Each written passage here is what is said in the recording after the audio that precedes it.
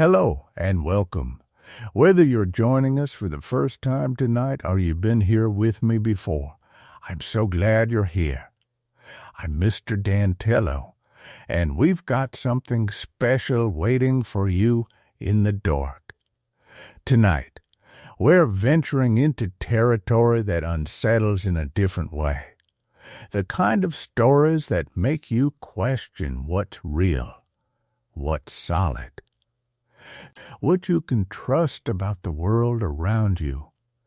These are psychological and mind-bending tales, the kind that linger long after you've closed your eyes. We have 4 stories for you tonight. First, we'll explore my apartment's corners don't exist when I'm not looking at them. A meditation on what happens when the spaces we know best begin to behave in impossible ways. Then there's the parking garage, where each level takes me earlier in the day. A descent through something far stranger than any ordinary building. After that, we'll enter the deeply unsettling world of I keep finding handwritten notes in my handwriting from tomorrow. A story about time folding in on itself in the most personal way. And finally, we'll face the bathroom mirror reflects rooms I've never built in this house, where reflections show us places that shouldn't exist. If you love what we do here, please consider liking and subscribing. It truly helps us reach more listeners who are looking for this kind of thoughtful, atmospheric storytelling. Now, I want you to get comfortable. Whatever position feels right. Headphones on, a lights low, everything just as you need it. Find your stillness. Before we begin, I'd love to know, where in the world are you listening from tonight? And what time is it where you are? Now, let's begin with our first story. Story 1. My apartment's corners don't exist when I'm not looking at them. The radiator beneath my window made a sound like something had broken inside it. A metallic settling, the kind of noise that happens once every 40 minutes or so, just regular enough that I'd stopped hearing it most of the time. Stopped hearing it anyway, until 3 in the morning when there was nothing else to listen to. I'd been awake since 11. Not the kind of awake where you're thinking about something, running through a problem. The empty kind, where your brain has simply decided sleep isn't available. The apartment was dark, except for the ambient orange glow that filtered up from the street. Not real darkness, the kind cities produce, the kind that lets you see everything but makes you want to look away. I was sitting on the bed. I'd been sitting on the bed for the better part of an hour, trying to reach that phase where you're tired enough to stop wanting to move. The mattress was cheap, but new. I'd bought it 2 weeks ago when I moved in, still wrapped in plastic, still with that faint-off gassing smell. The whole apartment had that smell, actually, fresh paint and something chemical underneath. The previous tenant had left in a hurry, according to the landlord. The walls were a careful beige that was meant to be neutral, but somehow made the space feel smaller. 430 square feet. 1 bedroom, which was generous for the price. I'd checked the lease 3 times before signing because I couldn't believe it was real. No one gets space like this in this city at that price. which meant something was either very wrong or I'd simply gotten lucky. I was still deciding which. The corner of the apartment nearest the window was directly in my line of sight. Just a corner, two walls meeting, a vertical edge where the paint transitioned from one direction to another. Nothing should be remarkable about a corner. Corners are the least interesting parts of a room. They exist to hold the walls up, to keep things from falling into the mathematical void beyond the room's edges. I'd looked at that corner probably 2,000 times in 2 weeks without ever actually seeing it. I glanced at my phone. 11:47 p.m. The screen was too bright, and the sudden contrast made my eyes water. I looked away back toward the window, back toward that corner. It wasn't there.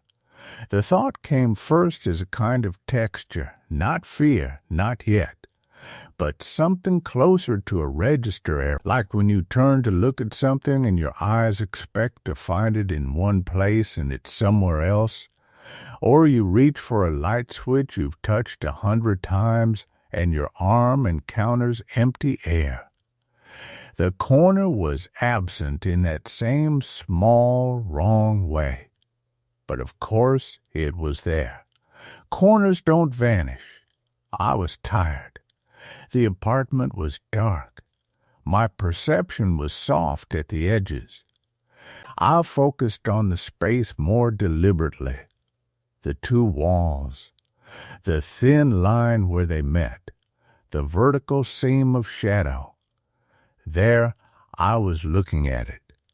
The corner existed now, shaped itself back into being in response to my attention. I blinked. What I'd seen, or rather what I thought I'd seen, had that quality of certainty that only appears when your mind is caught between wakefulness and whatever state insomnia leaves you in. Not a hallucination, because hallucinations are vivid and intrusive. This was the opposite. This was an absence, a small pocket of the room that simply wasn't. I picked my phone up again. 12:03 a.m. The brightness made me squint, and when I glanced back toward the corner without fully turning, that sense of wrongness returned. Not a fear response, just a physical recoil from something that felt syntactically wrong with the space. I stood up. The apartment was a single rectangular room with the bed along one wall in the kitchen area. Barely a kitchen, really, more of a counter with a stove. Along the adjacent wall. The bathroom was in the corner opposite the window corner. The entrance door was between the bathroom and the kitchen. There were no other corners, which was a strange thing to realize. I'd lived here for 2 weeks and never counted the corners. Never thought about the fact that a rectangular room has exactly 4 of them, 4 points where geometry becomes abstract. I walked toward the far corner, the one by the door. My socks were thin enough that I could feel the texture of the linoleum beneath them, a pattern that was supposed to be tile but was somehow too uniform, too perfectly regular. The air near the corner felt the same as it did everywhere else. Neutral, cool, but only because the apartment was cool at night. I stared at it. The corner by the door. The angle between the wall with the bathroom and the wall with the exit. It was definitely there, definitely visible, definitely real. I moved. It was a small movement, just a shift of my weight from one foot to another. Nothing that should affect my visual field. But in the moment where my eyes drifted from the corner less than a second, barely registering his movement, the space changed. The corner stopped being something I could identify. It became potential. It became the kind of space your brain doesn't bother to render when you're not looking at it directly. And then I was looking at it again, and it was there. The radiator beneath the window made its sound. The same settling, the same metallic complaint. I was sweating. Not visibly, not noticeably, but I could feel it on the back of my neck. The small accumulation of moisture that happens when your autonomic nervous system decides something is wrong but can't quite articulate what. I sat on the edge of the bed. Insomnia had been a companion for long enough that I could usually distinguish between the physical manifestations of sleep deprivation and the physical manifestations of actual fear. Dry mouth happened in both states. Muscle tension happened in both. But the sweat on the back of your neck, that was usually reserved for the second one. I was tired. That was the most likely explanation. I was tired. My brain was malfunctioning in that particular way it did after being awake for 13 hours, and I was reading significance into ordinary architecture because there was nothing else to think about. The corner by the door was exactly where it had always been. 4 perpendicular surfaces meeting at a point. No mystery there. But I didn't look at it again that night. And I noticed, as I lay back down on the bed and tried once more to summon sleep, that I was being deliberate about where I pointed my eyes. I was being deliberate about what I let myself see. The radiator settled again. And again. Until the sound became so regular, so rhythmic, that it almost seemed intentional, like the apartment was breathing, expanding and contracting in the darkness around me, existing in states I wasn't monitoring.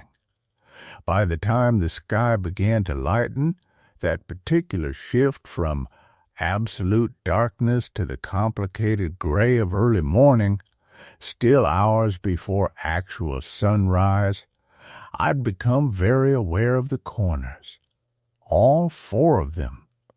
Not looking at them wasn't working, because awareness and attention aren't the same thing. I could be aware of something without looking at it. I could feel the presence of the corners even with my eyes closed. And I was beginning to suspect that this was going to be a very long day. The morning was deliberately normal. That was the problem. I forced myself through the routine. Shower, staring at the tile grout until my eyes watered. Coffee, counting the seconds it took the grounds to settle. Breakfast, a bowl of cereal that tasted like cardboard, which was fine because I wasn't really eating it anyway. The ritual of normalcy as a kind of proof. If I could perform the day correctly, then the night was just a night. Fatigue, coincidence, the mind playing its usual tricks when deprived of sleep. By the time I reached my office, a corner cubicle in a building that smelled like recycled air and the faint chemical tang of the cleaning crew, I'd almost convinced myself. Almost the work was the kind that required just enough focus to prevent thinking, but not enough to be actually engaging. Data entry. Spreadsheets. The numb satisfaction of numbers sliding into their proper cells. I was good at this because it required nothing of me except the ability to sit still and move my fingers in the correct sequence. Today, that suited me fine. But somewhere around 2 in the afternoon, I realized I couldn't remember the layout of my apartment. Not couldn't access the memory, couldn't form it. I sat at my desk and tried to walk myself through it, mentally opening the front door, stepping inside, and I found that I could remember the feeling of the space, could remember that it existed, but the actual configuration remained just out of reach, like trying to remember a dream after waking. The harder I grasped, the faster it dissolved. I could remember the bed, the radiator, the corner I'd been deliberate about not looking at. But could I remember which wall the bed faced? Was the window on the left or the right? I sat very still in my cubicle, my hand motionless over the keyboard, and tried to construct the floor plan. And couldn't. It was just forgetfulness. Just the kind of spatial memory that doesn't activate unless you need it. I'd lived there for almost a year.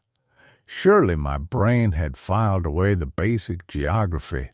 Surely it didn't matter. I went back to work. But my eyes kept drifting across the office. To the corners. My cubicle had 3 of them. The corner behind me. The 2 corners where the fabric partition walls met. The rest of the office extended beyond my line of sight, and I found myself uncomfortably aware of the corners beyond that border too, the ones I couldn't see, the ones that existed in the space I wasn't currently monitoring. That evening, I sat on the floor of my apartment instead of the bed. This was deliberate. The floor gave me a view of all 4 corners simultaneously. I could be aware of them all at once. I could distribute my attention evenly and ensure that none of them existed in the margin of my perception while I was focused elsewhere. It should have felt less paranoid. It felt more. The apartment looked wrong from down here. The walls seemed taller. The ceiling seemed distant in a way that didn't match the space I'd been living in. I could see the tops of the walls, the place where they met the ceiling in a harsh line. And I could see the corners, all 4 of them, rendered strange by the angle, made geometric in a way that corners typically aren't. Corners are usually architectural afterthoughts, places where 2 walls happen to meet. You don't think about them because they're not really things. They're the absence of space continuing forward. But from the floor, with all 4 in view, they seemed more deliberate, more intentional, the way they were angled, the way they held the light differently than the walls, the way they seemed to exist in slightly sharper definition than anything else in the room. I stayed there for about an hour, my back against the radiator which had given up its metallic complaints and settled into a deep, patient silence. I kept my eyes distributed across the corners, refusing to focus on any single point, refusing to look away from any of them. Nothing happened, which would have been reassuring, except that I'd begun to notice something else, something smaller, something almost inconsequential. The apartment was the wrong color, not dramatically, not in a way that would have registered immediately. But I had opened my apartment with a certain palette in mind. Neutral, calming, beige carpet, off-white walls. The kind of interior that existed primarily by not existing, by being so inoffensive as to be nearly invisible. But now the walls seemed slightly yellowed, not in a uniform way. The discoloration was concentrated in the corners, fading gradually toward the center of each wall, like something was leaching the pigment from the angles of the room.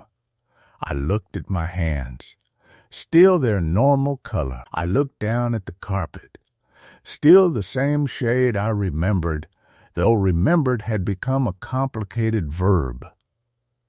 But the walls were definitely wrong. I made myself stand, made myself walk to the window. The evening was arriving in that careful, incremental way that fall evenings did, light draining from the sky rather than being extinguished. The street below was in the process of becoming unfamiliar. The corner store across the way had its lights on. The street lamps were beginning their evening routine. All of it was utterly ordinary. All of it was happening without me. That was the thought that surfaced. The world was continuing to exist in its normal configuration, independent of my attention. And somewhere in that space, in the corners I wasn't looking at, in the rooms I wasn't occupying, in the hours I wasn't monitoring, things were proceeding according to some geometry I didn't understand. I turned from the window and looked at the apartment's interior again. The discoloration in the corners had spread.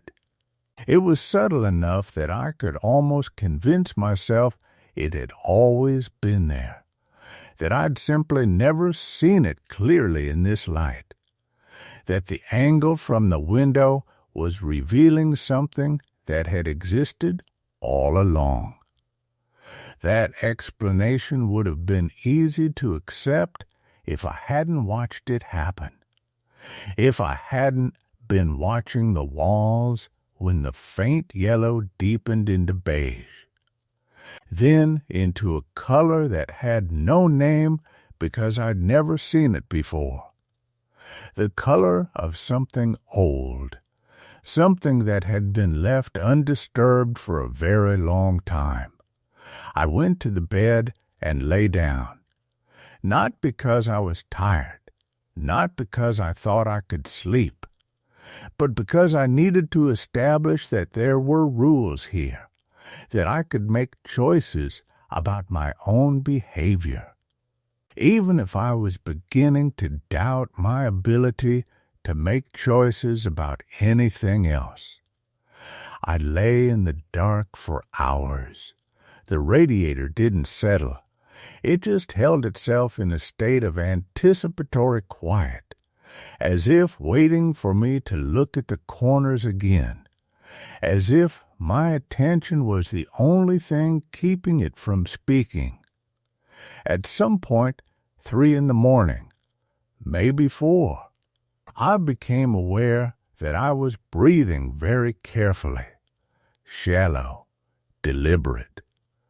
The kind of breathing you did when you didn't want to acknowledge that you were awake.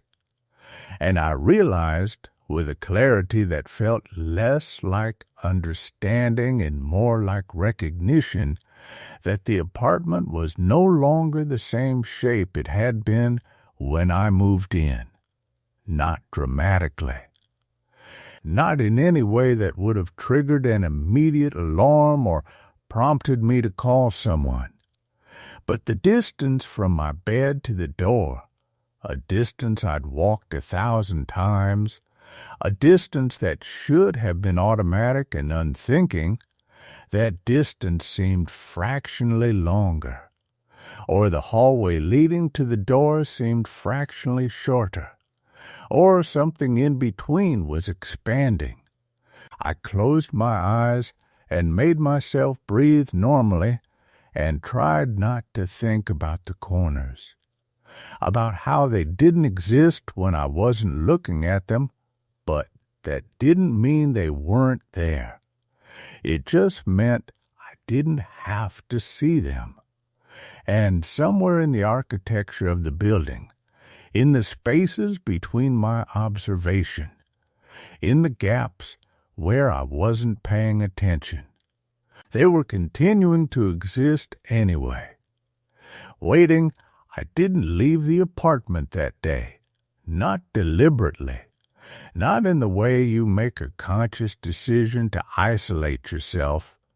It was more like waking up at noon with the intention of stepping outside, and then finding yourself at 2 in the afternoon still standing in the kitchen, your hand on the counter, having moved through a series of moments you couldn't quite reconstruct.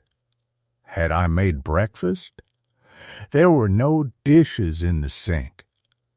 The light through the windows had changed angles twice. That much I could track. The shadows of the building across the street had moved from the western wall to the eastern wall. Time had passed, but the continuity, the moment-to-moment thread of it, had become unreliable. I decided to test something. I walked to the bedroom, stood in the center of the room with my eyes closed, and counted to 60. Slowly, with intention. When I opened my eyes, I was standing in the exact same spot, and the light hadn't changed noticeably, and nothing was different except for one detail. The discoloration on the walls had expanded by what looked like 6 inches in every direction, as if the walls had breathed while I wasn't looking. I didn't tell myself it wasn't possible, that luxury had expired several hours ago. Instead, I did something more practical. I got my phone and opened the camera app. I took a photograph of the northeastern corner, the worst of it, where the color had deepened almost to a brown, where the stain seemed to have a texture that my eyes couldn't quite resolve. A photograph would be evidence, proof that it was happening, proof that I wasn't constructing it. I looked at the image on my screen. The corner was perfectly clean. Pristine, not a hint of discoloration. I raised the phone, aimed it at the corner again, and took another photograph. Same result. The lens saw a corner that matched the rest of the wall. Unmarked, untouched, but when I lowered the phone and looked at the corner directly, really looked at it, my eyes focused on that precise spot in the geometry of the room. There it was. The spreading stain. The color of forgotten things. The camera saw the apartment I expected to live in. My eyes saw something else. I didn't throw the phone, didn't scream or pace or spiral into the kind of panic that would have been honest and clean. Instead, I did what I'd been doing since the first night. I continued functioning. I made tea. I sat on the edge of the bed. I held the warm mug and stared at the corner and tried to construct an explanation that included both my eyes and the camera and the persistent, deepening reality that something was fundamentally wrong with the space I occupied. The afternoon became evening. The evening became that peculiar darkening hour where the sky outside holds color for longer than seems possible. That flat, pale, luminous gray that comes before true night. The street lamps flickered on. The corner store across the way glowed warm and ordinary. And I noticed something I hadn't seen before. The hallway. the one that led from the bedroom to the living room to the front door.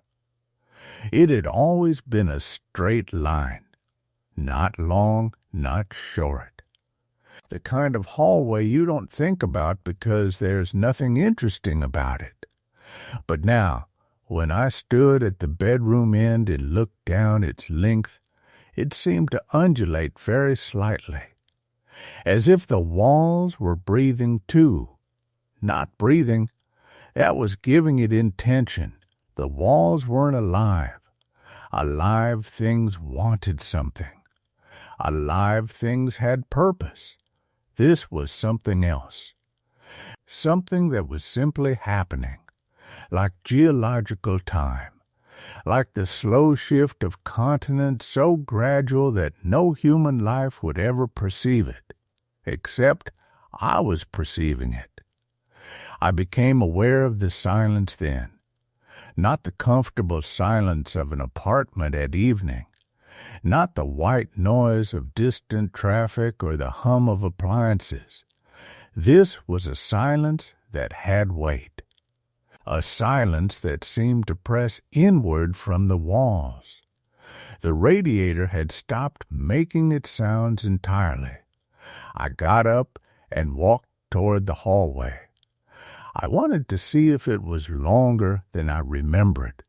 I wanted to count the steps, establish a baseline that I could compare against later, against tomorrow, against the slow accumulation of evidence that would eventually prove what was happening, or prove that I was structuring my perception in ways that supported a predetermined narrative.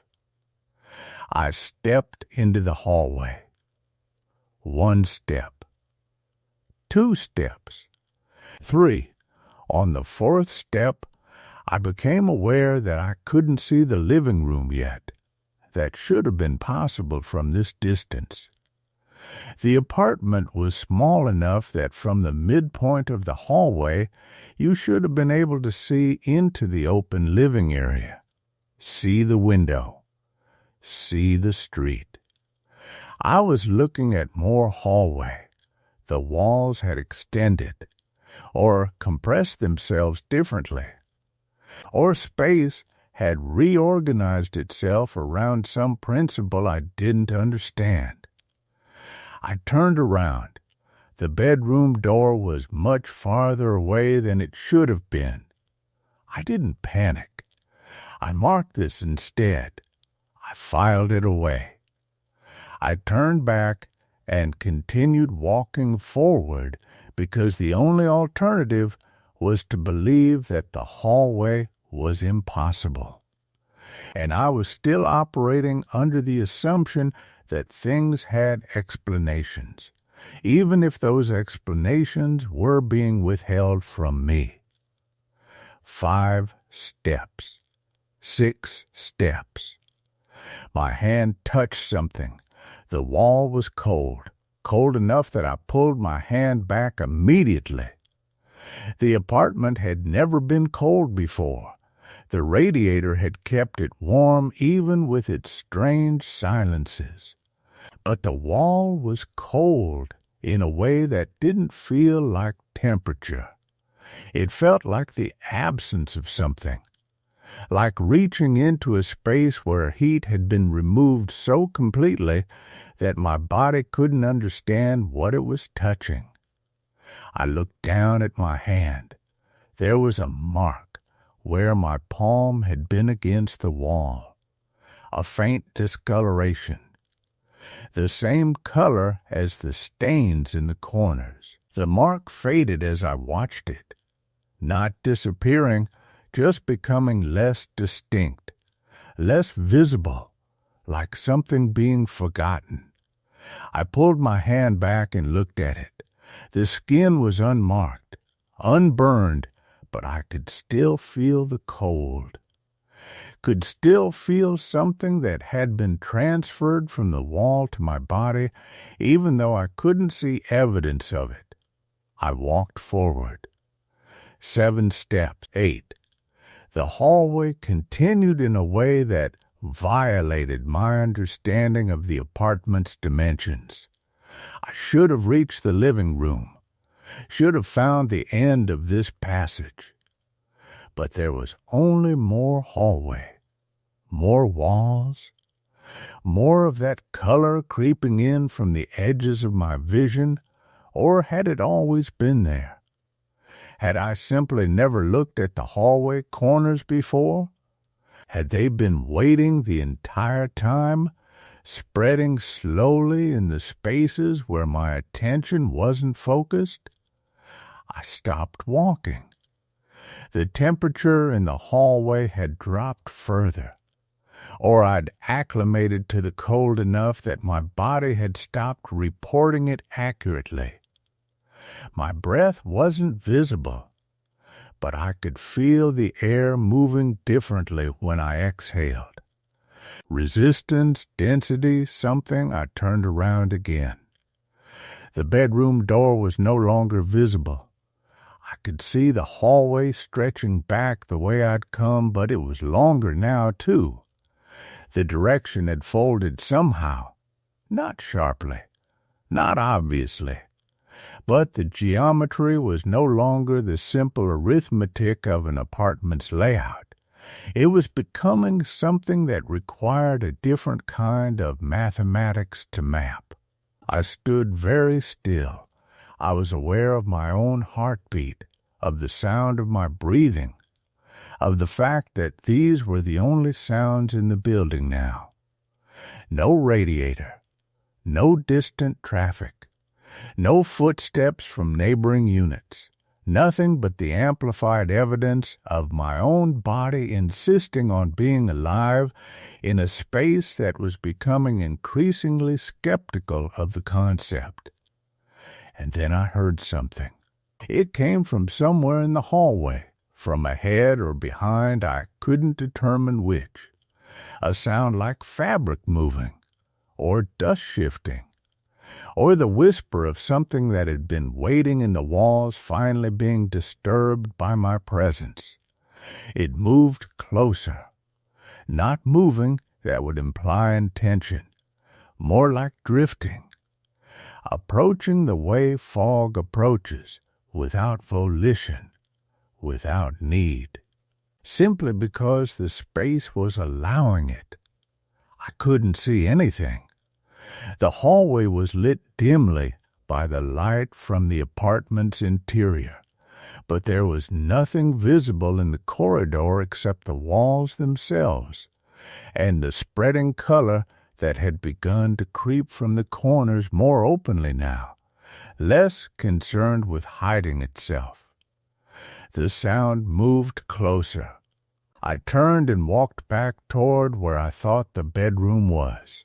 Not running, not panicking, but moving with purpose, with the intention of returning to the space where I'd started, the space that still resembled reality, even if that resemblance was becoming questionable.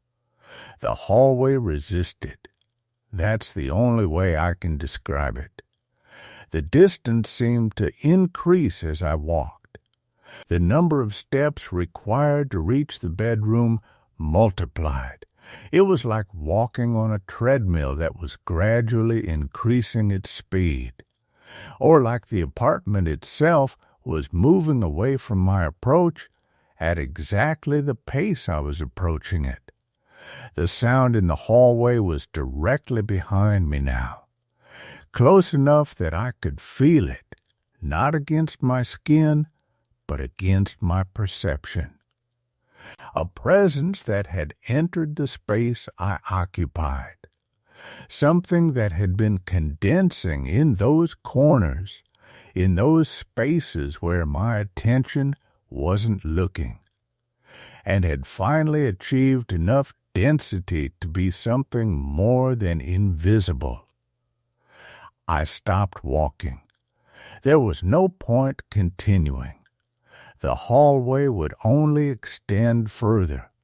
The bedroom would only recede. I could walk for hours in this space and never reach either end. I turned to face the presence. The hallway appeared empty. The walls were still walls. The color was still spreading, but it hadn't yet consumed everything. There was still normal space, still normal air, still an environment that resembled the apartment I'd lived in. But I could feel something at the edge of my vision. Something that was there, but not there. Something that existed in the spaces between observation and reality. The same way the corners existed when I wasn't looking at them. I closed my eyes. And for the first time since this had started, I didn't try to understand what was happening. I didn't try to categorize it or explain it or construct a framework that would allow it to be manageable. I simply stood in the hallway of my apartment and accepted that the walls had come to understand that I was inside them, and they were no longer going to pretend that I wasn't. The cold deepened, and when I opened my eyes again, the hallway had changed shape entirely. I don't remember leaving the hallway. There's a gap in my recollection that feels significant, the way a gap in a film feels. A splice, a missing segment. One moment I was standing in that transformed corridor with my eyes closed, feeling the presence settle into the space around me like a layer of dust that had been waiting years to fall. The next moment, I was sitting on my kitchen floor with my back against the refrigerator, and the sun was rising, real sunlight, the kind that comes through windows and has the smell of morning attached to it, that specific quality of light that refuses to be ambiguous about what it illuminates. The apartment looked normal, not recovered exactly. Nothing felt as though it had been restored to its previous state, but normal in the way a room looks normal when you've simply stopped paying attention to its strangeness. The hallway was a hallway again, ordinary in length, ordinary in its dimensions. The living room was a living room. The walls were walls. The color was gone from the corners. At least, I couldn't see it when I looked directly at them. But there was something in my peripheral vision, a subtle shift, a texture that didn't quite match the rest of the wall. The kind of thing you stop noticing after a while. The kind of thing that becomes part of the background of your own home. I sat there for hours, I think. The sun moved across the floor. At some point, I became aware that I was cold, and I stood up and returned to my bedroom and lay down on the bed fully clothed. I didn't sleep, but I existed in a state that was close enough to sleep that the distinction became meaningless. When evening came again, I got up and moved through the apartment with the caution of someone crossing a room they'd rearranged in darkness. Everything was where I expected it to be. My books were on the shelves. My dishes were in the sink from days before, hardened with old food, forgotten.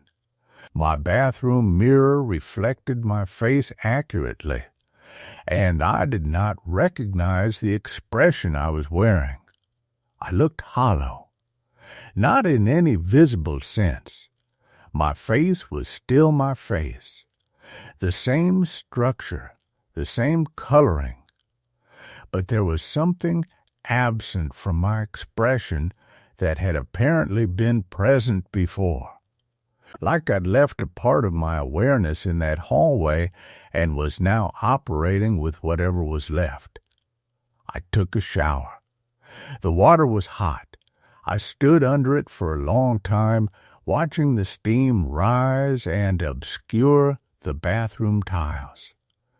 In the steam, I could see the corners, not with the intensity from before, not with that almost alive quality, but they were there, present, as though they were always present, and it was only the steam that made them visible.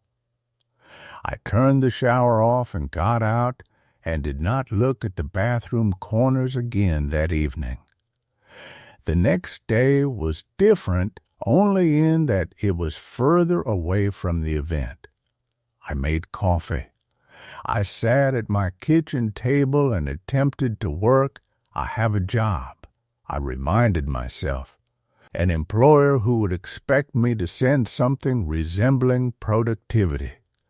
The words on my screen were English. The thoughts I was trying to translate into emails were coherent enough. But there was a distance between my intention and my execution, like I was operating a machine, and the machine was following instructions.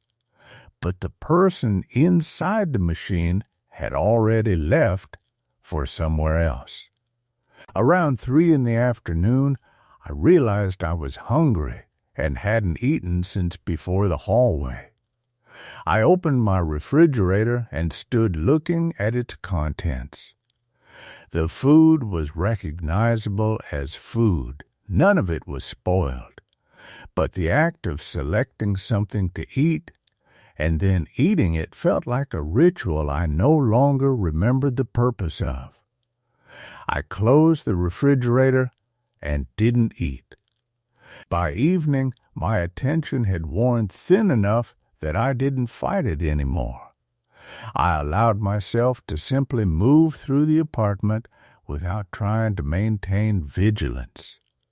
I allowed the corners to exist without constant observation.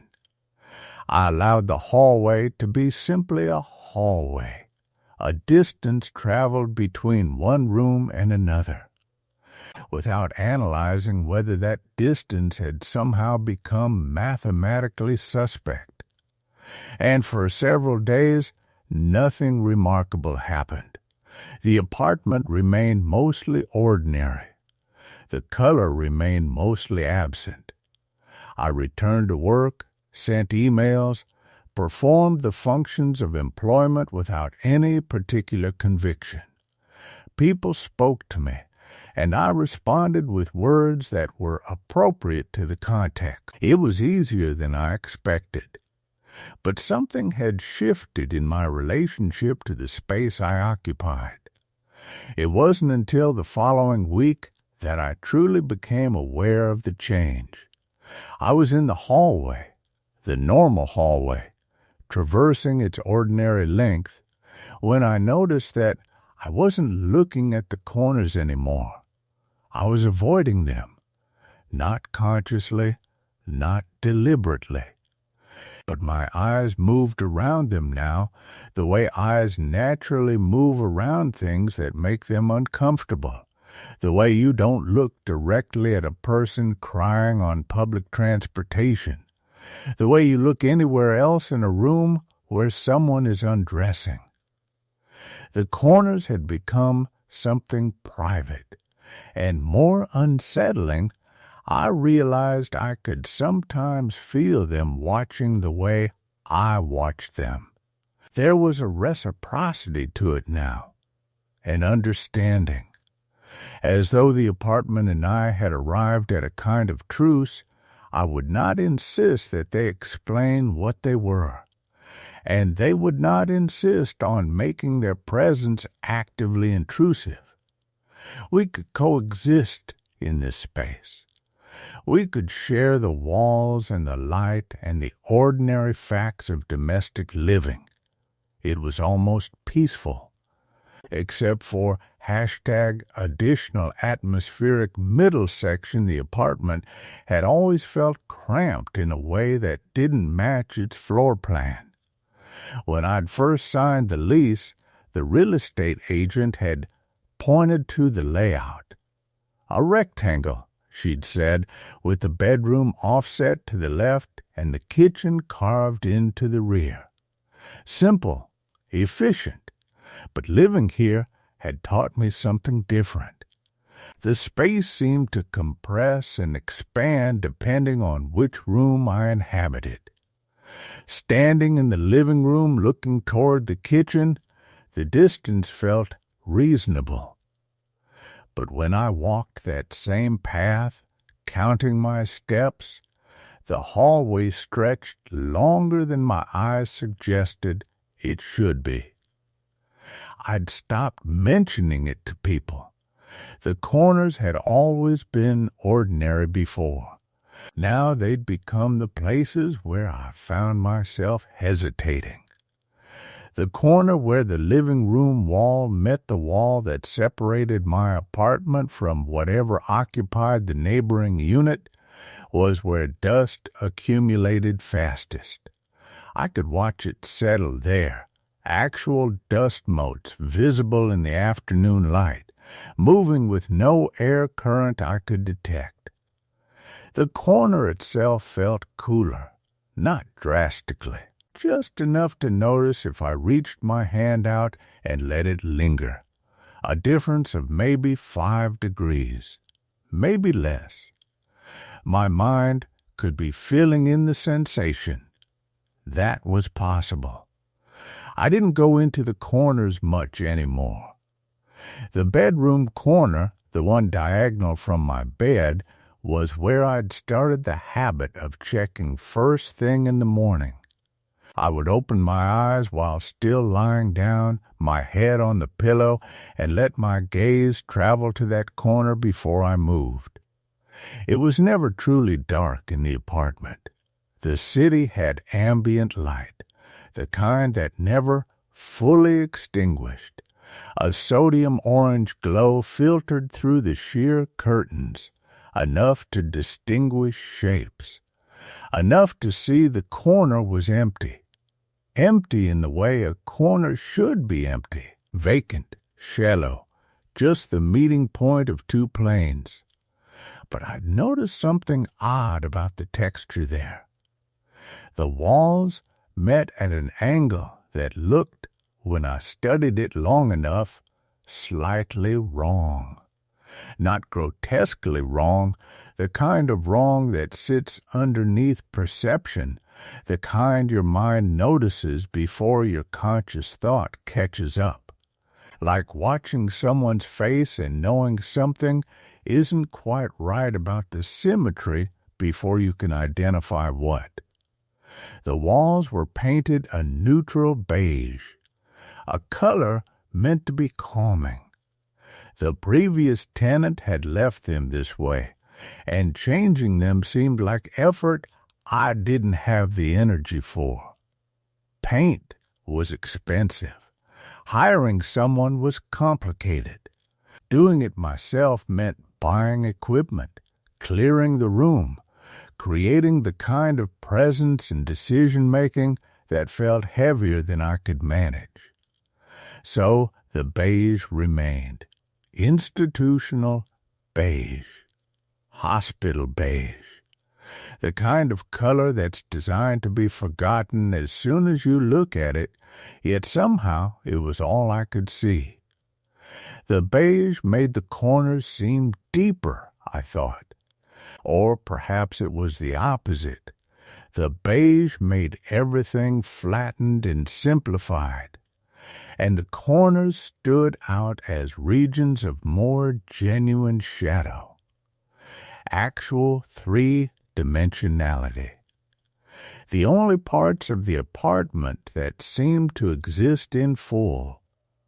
I started spending time in the center of rooms instead. My couch faced the television, which meant my back was always to the wall where the living room corner lived. I could feel it there. Not in a haunted way. I wasn't afraid, exactly, not in that acute sense. It was more like an itch in my peripheral awareness. The corner was doing something. existing in a way that corners didn't usually exist. When I sat on the couch and kept my eyes on the screen, I became acutely aware of the space behind me. The air felt different, thicker, or perhaps it was that the air in front of me felt thinner by comparison. The apartment divided itself into zones. The zone where I was looking, clear, ordinary, safe, and the zone where the corners lived, textured, present, waiting.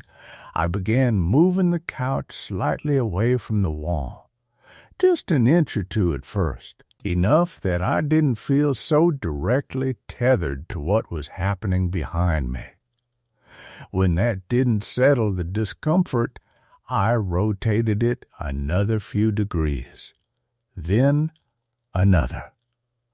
Over the course of weeks, my couch ended up angled toward the kitchen, which meant the television was now perpendicular to how it was meant to be viewed. The picture looked wrong, flattened from the side angle, but I didn't care about the television anymore.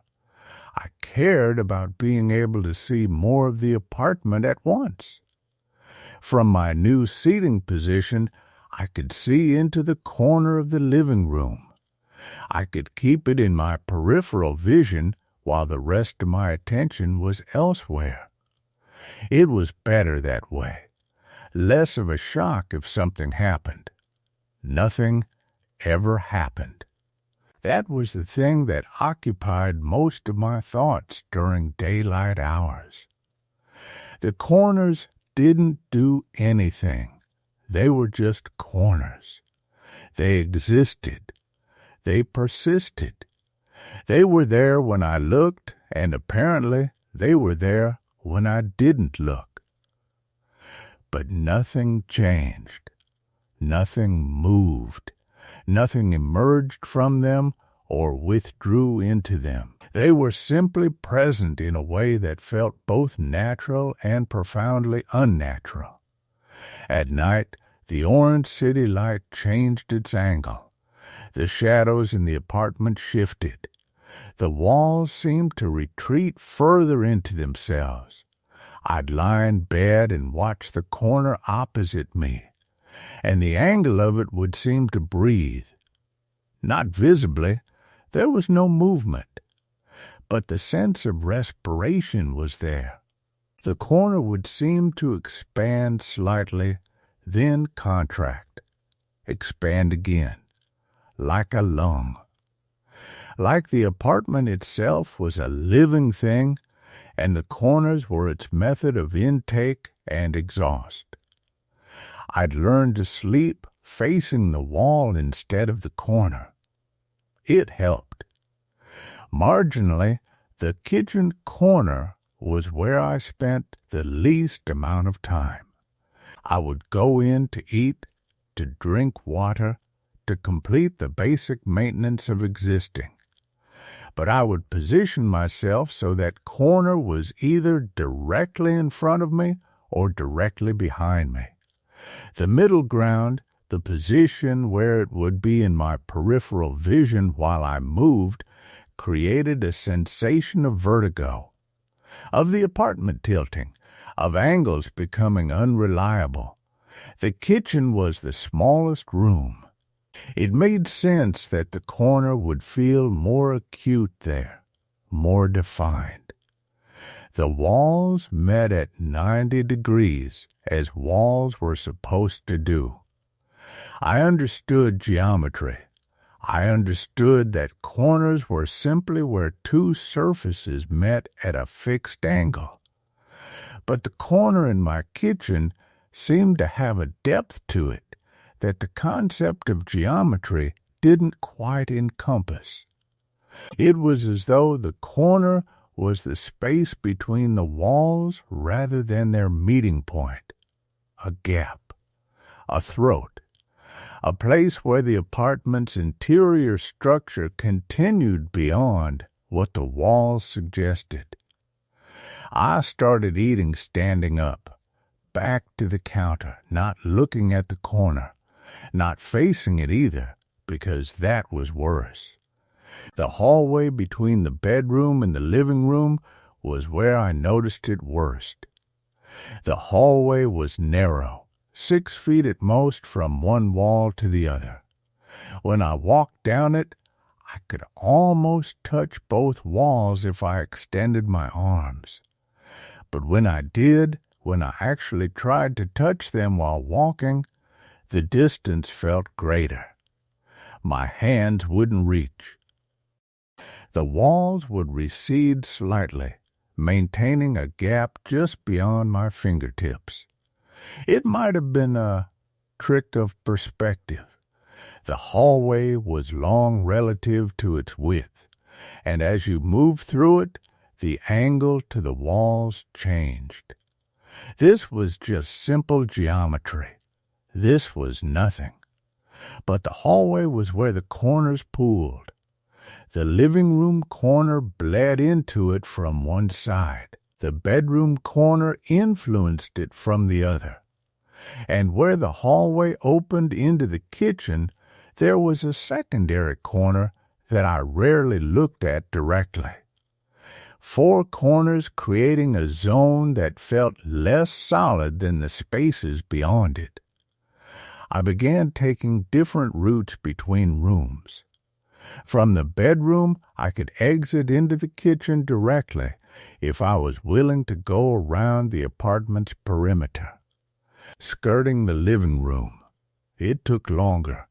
It meant moving through tighter spaces, squeezing past the furniture I'd rearranged. But it meant less hallway time, less corridor, less time existing in that pooled corner zone. The apartment began to feel smaller as I restricted my movements. The space I actually occupied, the routes I actually walked, compressed into a narrowing set of pathways. The corners seemed to expand in inverse proportion, taking up more and more of what theoretically existed, but what I was no longer experiencing. I wondered sometimes if this was the point, if the corners were a form of subtraction, if by existing in a way that made me uncomfortable, they were pruning the apartment down to only the parts of itself that I could reliably inhabit. Maybe eventually I would have nothing but the center of each room. A series of islands, disconnected, each one perfectly safe, because the entire perimeter would have become something other than apartment. The walls themselves had started to show the strain of this. Small cracks appeared near the corners, just hairline fractures, visible only in certain light. When I ran my fingers over them, they felt like whispers, thin lines in the plaster that seemed to have depth beneath them, chasms disguised as surface damage. I didn't repair them. The notion of bringing a contractor in, of having another person examine these cracks, of having to explain without explaining, it seemed impossible. Besides, if I fixed them, what would stop the cracks from reappearing, or from appearing somewhere else? The apartment seemed to be slowly divorcing itself from the concept of integrity. The corners were part of that process. They were the leading edge of some larger unraveling. I stopped going into certain parts of the apartment. The bathroom corner, the one near the tub, became a place I'd stop at the threshold and complete my tasks at a distance. Brush my teeth leaning backward. Wash my hands without looking at the corner. The mirror above the sink reflected the corner behind me if I tilted my head a certain way. I stopped using that angle. I looked straight ahead. I tried not to think about what the corner looked like in the mirror when I wasn't looking at it there. The living space was eating itself, and I was letting it. At night, the sounds of the apartment changed. The city outside maintained its ambient noise, traffic, the distant sound of other people's lives, the hum of electricity that never fully ceased. But inside, in the dead hours between midnight and dawn, the apartment developed a vocabulary. Small creaks in the walls that seemed to originate from the corners. The faintest whisper of air circulation, except the windows were sealed. The sense of the building settling, which was normal for old structures, except the settling seemed to originate from within rather than as a response to external forces. I would lie awake and listen to the apartment listening to itself. The small things. The first was a sound. It came one night, a tap, clear and distinct, against the window of my bedroom. Not aggressive, just one tap. The kind of sound a branch makes when the wind is pushing it against glass. But there were no branches near my window. And when I looked, there was nothing outside to have made it. The second was the temperature in the kitchen corner near the stove. It ran cold, consistently cold, even when I cooked and heat spread through the room. I started avoiding that corner when I was preparing meals. It was easier to rearrange my movements than to think about why that specific space refused to warm. The third was the mirror in my bathroom. It was a small thing, really, an almost imperceptible delay between my movement and its reflection. Like the glass was slightly out of sync with what it was reflecting. Just a fraction of a second. Enough that you'd only notice it if you were looking for it, moving deliberately, watching for the hesitation. Most of the time I moved too quickly to see it. But in the mornings, when I was brushing my teeth slowly, methodically, I could see my reflected hand reach the sink just a moment after my actual hand reached it. I stopped looking in the mirror while my teeth were getting brushed. These things accumulated slowly, the way dust accumulates in a room that's been closed for a while. Nothing dramatic. Nothing that would constitute evidence of anything unusual. Just small asymmetries in the way the space around me functioned. Small reminders that the agreement I'd made in the hallway, the acceptance of something I didn't understand, was not a dormancy. It was an ongoing negotiation. It was a relationship. And I was beginning to understand that the hallway had not changed me in the way an event changes you. It had not imparted knowledge or provided closure or clarified any particular truth about reality or consciousness or the nature of perception. It had simply opened a door, and I had stepped through, and I could not step back through. The apartment was no longer just a place I lived.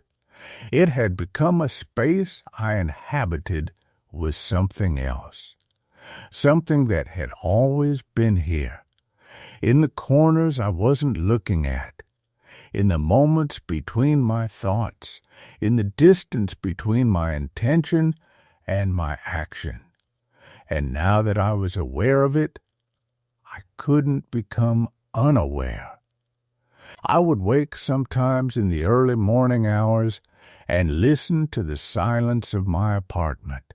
Not the silence of absence, but the silence of something present and patient and terribly, impossibly still.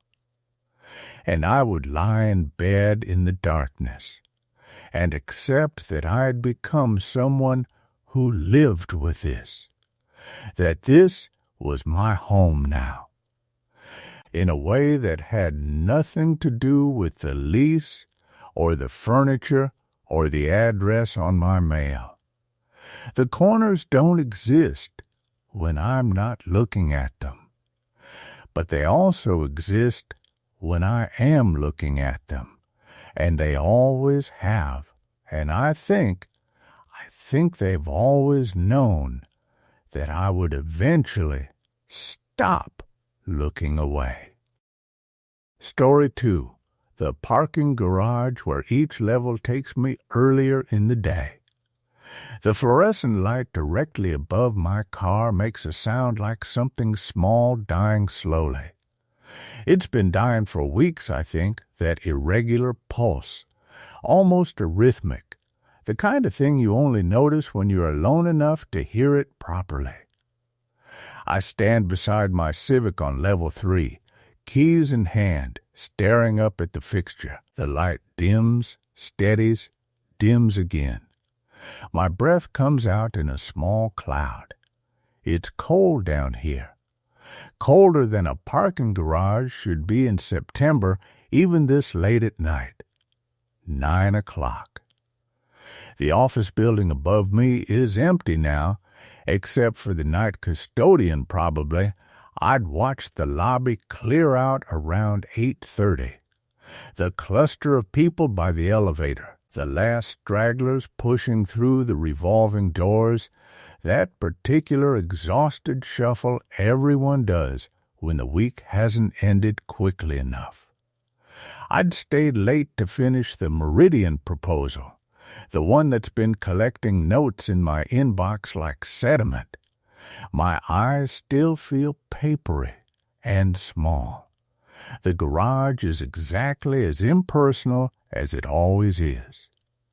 Pale concrete floor with painted level numbers and directional arrows that seem to point in directions I don't quite remember. A few other cars scattered across the spaces. A silver Honda I've never seen. A truck with a cab so high it makes the garage feel claustrophobic and vast at the same time. The air smells like it always does, oil and cold and that particular staleness that comes from places without windows. I unlock the car and get in. The interior smells like old coffee and the paper air freshener I hung from the mirror 3 months ago. The seat is exactly where I left it. The radio dial is exactly where I left it. These small confirmations of order feel, in this moment, like something to hold on to. I start the engine. It catches immediately, reliable and warm. But I don't drive yet. Something has made me hesitate, though I can't locate it precisely. It's not loud enough to be a noise, not visible enough to be a thing. It's more the absence of something. The absence of someone else's footsteps echoing across the concrete. The absence of another car door closing. The absence of any living movement except my own breath and the tick of the engine cooling in the spaces between moments. I've parked in this garage for 3 years. I know its rhythms. Usually there are other people here at 9 o'clock. Night shift workers, people like me who stay late. People who come in through the basement entrance from the street. The acoustic of the space changes when there are other people. Sound bounces differently off a crowd. But tonight, the garage holds only me and the dead light overhead and the smell of concrete dust and oil. I shift into reverse. The ramp down to level 2 is narrower than I remember. My mirrors brush past the warning tape on both sides. I've never noticed how close the walls are, how the concrete seems to lean in slightly. Or maybe I have noticed, but not consciously, not in a way that surfaced to actual thought. Now it surfaces. The descent is longer than it should be. I know this garage. I've descended it hundreds of times, probably more. The ramp from level 3 to level 2 should take maybe 15 seconds, 30 if you're cautious.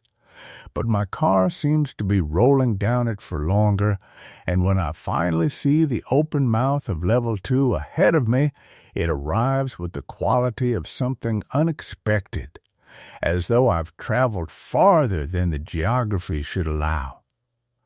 I emerge onto level 2 and my foot finds the brake.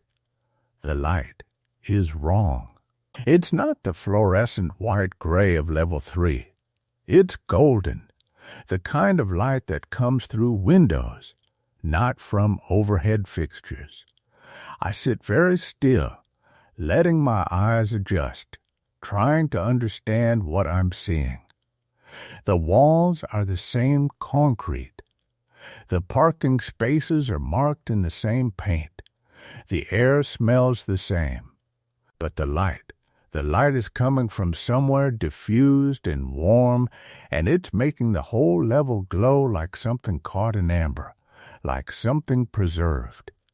There's a clock on the far wall. Digital red numbers. 6:47 p.m. I turn off the engine. The silence in the garage becomes almost tactile, almost a pressure against my eardrums. I can hear the ticking of my engine cooling. I can hear my own heartbeat, which is elevated for reasons I can't yet articulate. I can hear the faint hum of whatever is producing that golden light. My phone says 9:03 p.m. I look at it 3 times to confirm this. 9:03 p.m. The office building above me. The end of my workday, the time I actually descend into this garage. But the clock on level 2 says 6:47 p.m. I tell myself there's a simple explanation. The clock is broken. The lighting is some kind of maintenance thing, some installation I don't remember. My eyes are tired from the computer screen and the long day and the small effort of trying to focus on things that don't matter enough to focus on. But I know, with a certainty that sits low in my stomach and doesn't move, that none of these explanations are true. I don't turn the engine back on immediately. I sit with both hands on the steering wheel, and I breathe deliberately the way a person does when they're trying to convince themselves that they're still in control of the situation. The breath goes in. The breath goes out. The car is still warm. The light is still golden. I could drive back up to level 3.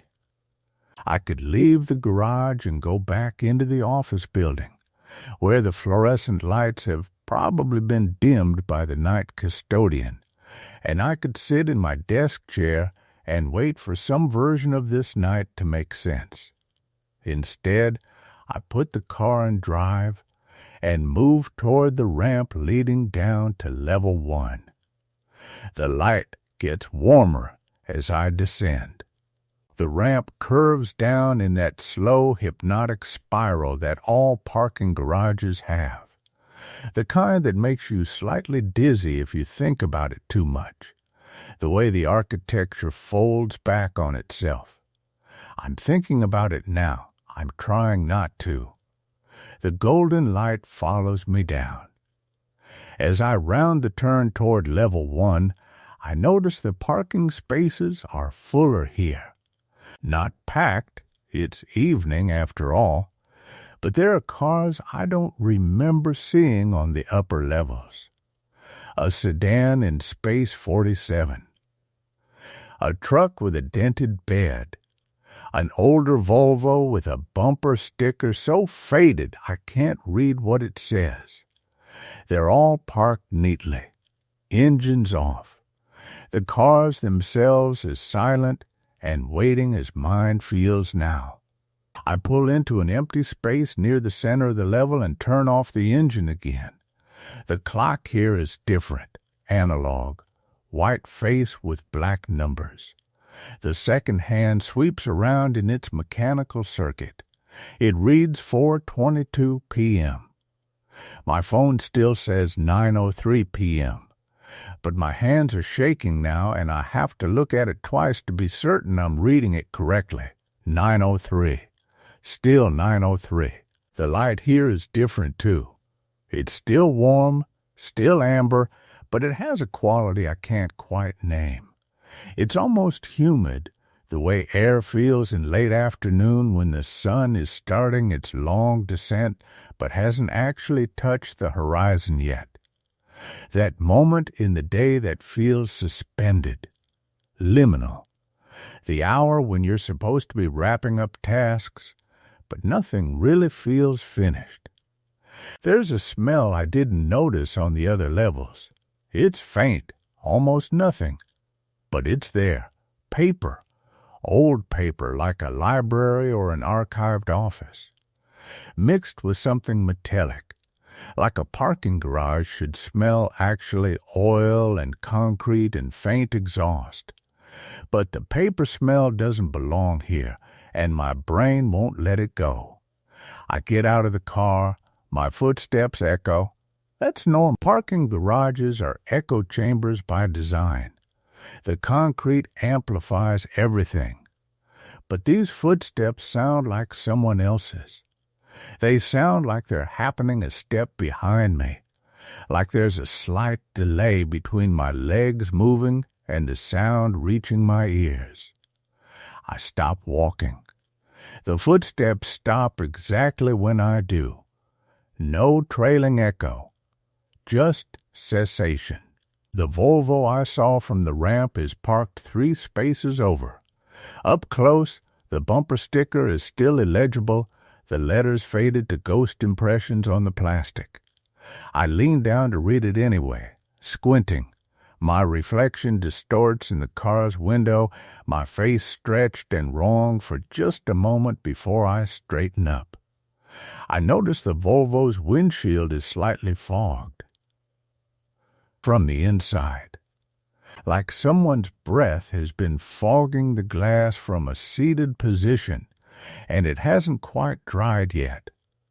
But the car is empty. I can see through to the back seat clearly enough. Empty. The hum that I heard on level 2 is louder here.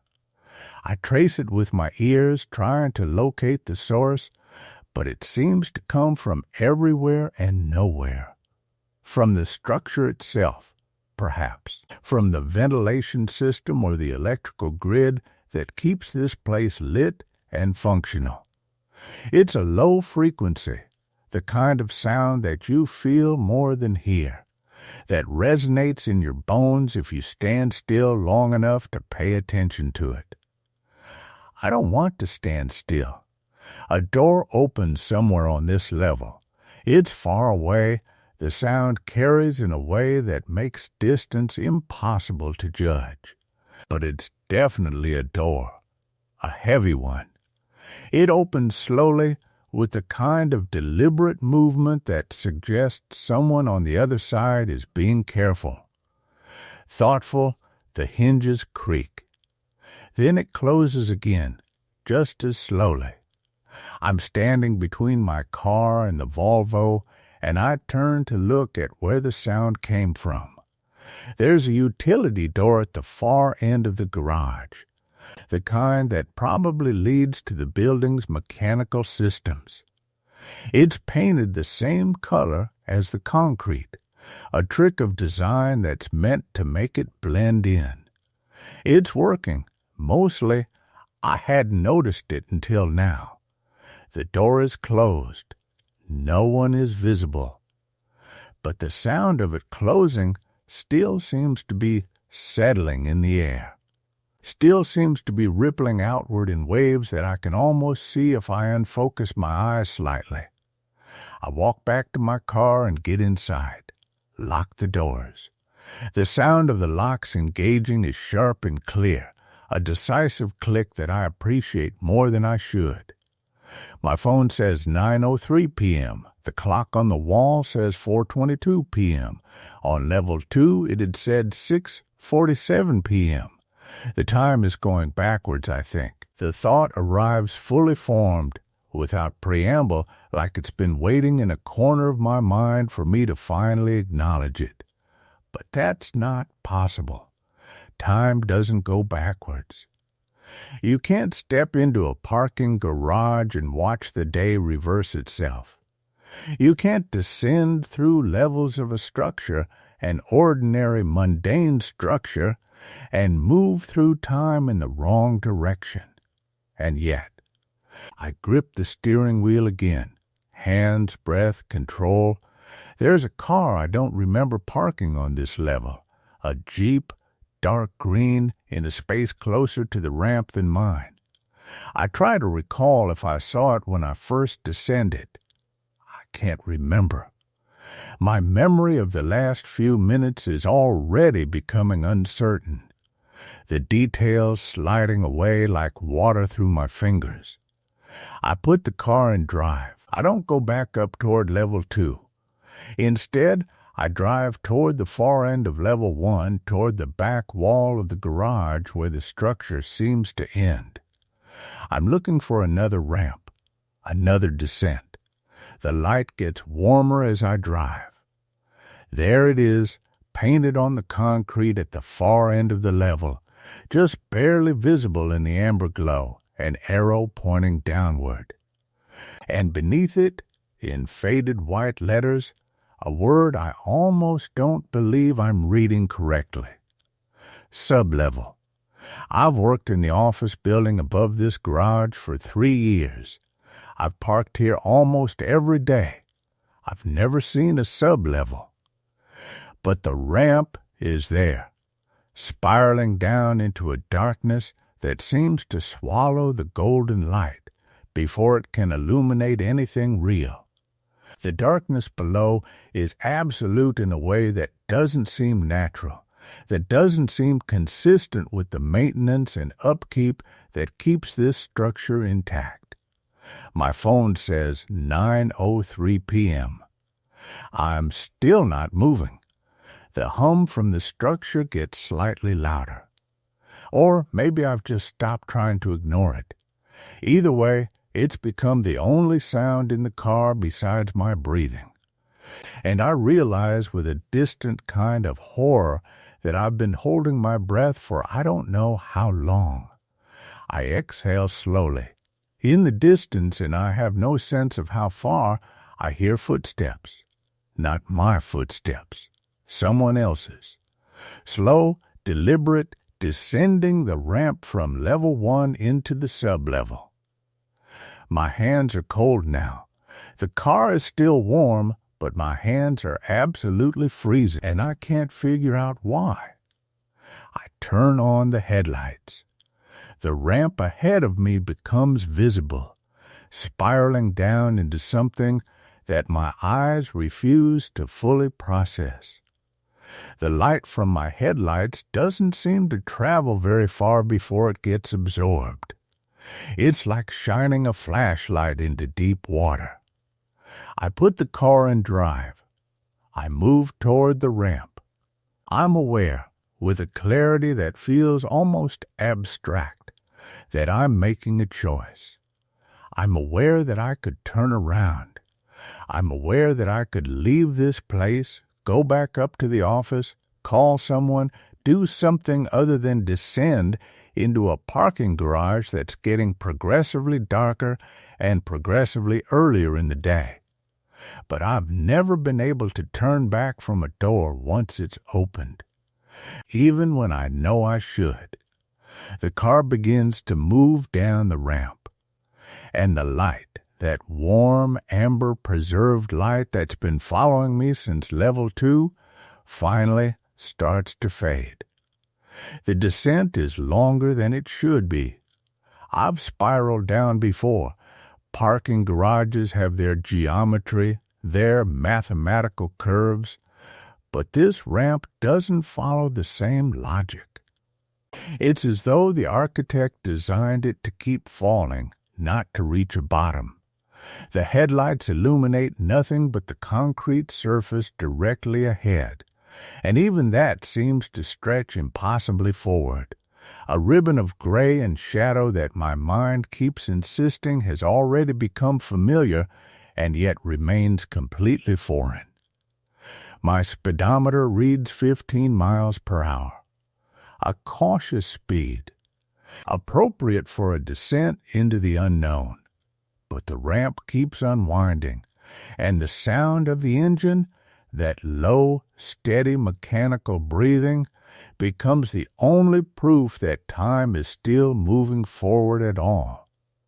The footsteps have stopped. I notice this absence more acutely than I noticed their presence. The silence that replaces them is thicker somehow, more deliberate, as though whatever presence created those slow, descending footsteps has come to a halt and is now waiting. Waiting for what I don't let myself consider too deeply. My phone. I reach for it without looking away from the ramp ahead. The screen illuminates my face in the darkness of the car, and I see something in the reflection that makes my chest tighten. 8:47 p.m. 16 minutes have reversed themselves. I grip the phone tighter as though it might be mistaken, as though the clock might reset if I hold it long enough. But the time doesn't change. The battery percentage has dropped from 43% to 38%. 5% in what felt like maybe 3 minutes of driving. That's not normal. That's not possible. But neither is the time on the screen, and the time on the screen is real. The ramp levels off. I don't remember seeing where it transitions, no gradual slope back to horizontal, but suddenly I'm driving on a flat surface, and the geometry of the space around me has changed. The headlights spread wider now, illuminating walls that seem further away than the width of a parking level should allow. The air feels different, too. Heavier, colder. There's a smell underneath the concrete and oil, something like stone, like the inside of the earth, like a place that hasn't seen sunlight in decades, or longer. The space opens up ahead. It's not a parking level. I understand this immediately, with a certainty that bypasses all logic. The geometry is wrong. The walls curve in a way that doesn't align with the building above. They bend away from me at angles that my eyes interpret as deeper than they should be. And the markings on the floor, if they were ever parking spaces, have faded into something else. Symbols, patterns, lines that connect in ways that suggest purpose, suggest intention. I slow the car. 20, 15, 10 miles per hour. There's a figure. It's standing at the far end of the space, in the cone of my headlights, perfectly still. Dark clothes, hands at its sides. Face obscured by shadow even though my lights are pointed directly at it. The figure doesn't flinch, doesn't react to the approaching car, doesn't move. I stop the car. We sit in that frozen moment, the headlights, the figure, the absolute silence. I'm gripping the steering wheel so hard that my knuckles have turned white, and I can feel my heart moving in my chest in a way that feels dangerous, like it might tear itself free if it beats any harder. The figure's head tilts, just slightly. The movement is subtle enough that I almost miss it, the kind of gesture that might mean curiosity, might mean recognition, might mean something else entirely. I should honk. I should rev the engine. I should do something to assert my presence, to claim my dominance over this space. Instead, I reach down and turn the headlights off. The darkness is complete. I can still see the figure. Not with my eyes. My eyes see nothing but the black void that fills the car. But I can sense it. I can feel its presence in the space ahead of me, the same way you can feel someone watching you from across a dark room.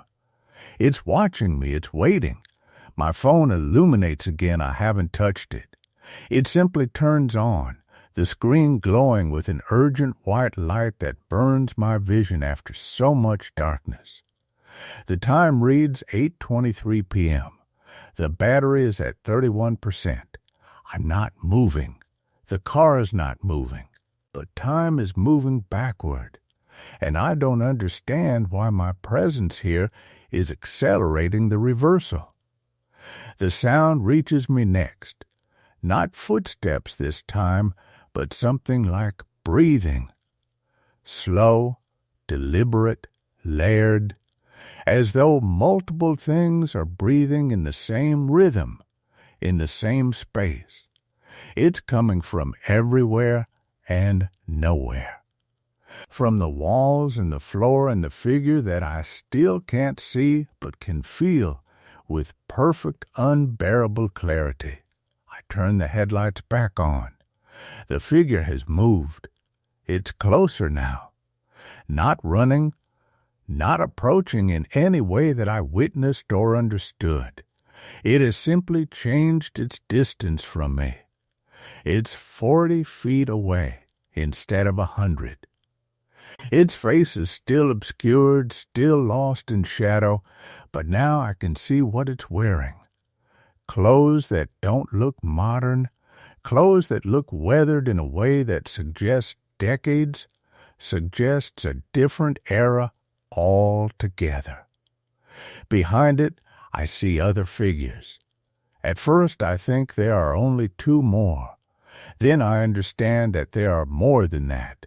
How many more, I can't determine. They're distributed throughout the space in ways that my eyes refuse to parse correctly, their positions shifting slightly whenever I try to count them. All of them are motionless. All of them are facing me. All of them are waiting. The breathing sound grows louder. Or I've grown quieter. My own breath has stopped entirely. And the absence of my breathing makes the other sound fill the car more completely. It's rhythmic. It's patient. It's been here much longer than I have. I turn the key. The engine catches immediately, as though it's been waiting for permission. 8:09 p.m. I don't look at the time again. I don't need to. I can feel it happening. The minutes sliding backward like sand through an hourglass that someone has flipped, and I understand with a terrible clarity that I can't leave this place by going up. The only direction available to me is down. The car rolls forward. The figures don't move. They watch as I drive past the first one, then the others, deeper into the space beneath the parking garage. Into a level that shouldn't exist, toward a time that's already passed. The headlights illuminate their faces as I pass, and I see that they're empty. Not blank, empty, as though whatever features should be there have been erased, left hollow, reserved for something else. Behind me, I hear the first footstep, then another. Then the sound of multiple people walking all in perfect synchronization, following the car, following me. The ramp down appears ahead, darker than the last one. Larger, wider, the darkness at its bottom seems to have actual weight, seems to have actual presence, and I understand with a finality that cuts through all rationality that I'm not going to stop the car. I can't. 7:43 p.m. The breathing fills my ears. The footsteps fill the space behind me. And I descend into a parking garage that's becoming less a structure and more a memory. A place that's folding time back on itself, that's collecting something, that's been waiting in the geometry of this building for someone to finally make the choice to stop ignoring the ramps that were never supposed to exist. I never wanted to open this door, but I always knew I would. The car came to rest on level B1, an ordinary level, fluorescent lights humming in their familiar sickly rhythm. My hands were shaking so badly that I had to grip the steering wheel to stop them from rattling against my legs. 7:15 p.m. I sat there for what felt like hours but was probably only minutes. The engine was still running. The dashboard clock glowed softly in the dimness. I was terrified that if I turned off the engine, something fundamental would shift. That the moment I severed the connection between my car and whatever mechanism was turning in the dark below us, the walls would begin to compress. The levels would start to fold. I turned off the engine. Nothing happened.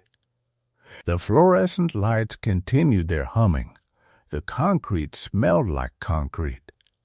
There were oil stains on the floor in the shape of other parked cars, dark silhouettes of vehicles that had been here before, that belonged to people I would never know. My phone had signal again. 3 bars. I called Morgan, though I had no idea what I would say. The line rang once. They picked up immediately, as though they'd been waiting by the phone. "Where are you?" Morgan's voice was thin, strained. "Sam, where the hell are you?" "I'm at the building," I said. "The parking garage. I stopped. I was what? Fine? Not fine?" Transported through impossible architecture and pursued by faceless figures through a dimension that existed beneath the one where ordinary people parked their cars? "I'm in the car. I'm okay. I needed to sit for a moment." "It's nearly 8 o'clock, Morgan said. "You left at 4:30. Where were you?" I looked at the clock. 7:17 p.m. The numbers didn't make sense. The numbers had never made sense. But I'd only been in the car for what felt like 30 minutes, maybe less. And yet the day had compressed somehow. The afternoon had folded. I'd been chasing a time that was already spent, chasing myself backward through a building that had more depth than any building should have. I lost track of time, I said. It was true. Technically true. I was thinking. I needed to think. "Are you coming up?" Morgan asked. "Everyone's waiting. We're all worried." I gripped the steering wheel again. Coming up.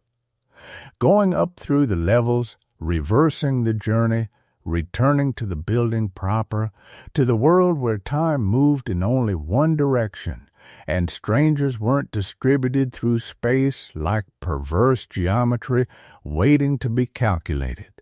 "Yeah," I said. "Yeah, I'm coming up." I ended the call, put my phone on the passenger seat. Restarted the engine. The ramp upward was narrow and ordinary. It curved the way parking garage ramps curve, the slope gentle enough to keep traction, the concrete unmarked except for the painted arrows directing the flow of traffic upward. I took it slowly, my hand still shaking slightly, my breath still too shallow in my chest. The levels passed without incident. B2, B1, ground. I pulled into my regular spot on the 3rd level of the main garage. parking among the familiar cars, the ones that belonged to people I worked with, people with ordinary concerns and ordinary lives. My hands finally stopped shaking enough to turn off the engine without feeling like I was surrendering to something. The walk to the elevator took me through fluorescent-lit hallways. The building directory glowed in its case near the main doors. There were 17 floors. 17, I'd always known that. Always known the building had 17 floors. Nothing more, nothing less. No basement, no sublevel, no architecture that defied simple counting. The elevator arrived with its familiar mechanical sigh. The doors opened. I stepped in and pressed the button for the 16th floor. We were meeting in the conference room on 16. I was already nearly an hour late. The ascent was smooth, the elevator hummed, the floor counter ticked off each level like a heartbeat. 5, 6, 7, 8, ordinary numbers. Familiar increments. I could feel my body recalibrating to normalcy, to the simple fact of vertical movement in a building that made sense, that followed rules. The tension in my jaw began to loosen. 9, 10, 11, almost there, almost back. 12, 13, 14, the elevator began to slow for the 15th floor. The bell chimed softly. The doors prepared to open, and then continued past. They remained closed. The elevator didn't stop. My breath caught in my throat. We sailed past floor 15 without pause, without stopping, and I realized I had never actually pushed the button for the 16th floor. I had pushed 16, yes, I was sure I had. My hand had moved with absolute certainty to the corresponding button. But the elevator was passing 15 like the button had never been pressed at all. I raised my hand to push it again and saw that my finger was already extended, that I was already pressing 16, that I had been pressing it this whole time, that there was no button at all, just the blank wall of the elevator car, just the numbered panel with its glowing numbers and no button for 16. The elevator slowed. The bell chimed softly. The doors opened onto the ground floor. I stumbled out. My legs felt uncertain beneath me, as though they'd forgotten the basic mechanism of walking, as though I'd been sitting in that car for far longer than mere minutes. I stood in the lobby, my breath loud in my own ears, my heart hammering against my ribs like something trying to escape. The lobby was emptying out. People heading home for the evening, their day shifts complete, their work left behind on desks upstairs. No one looked at me.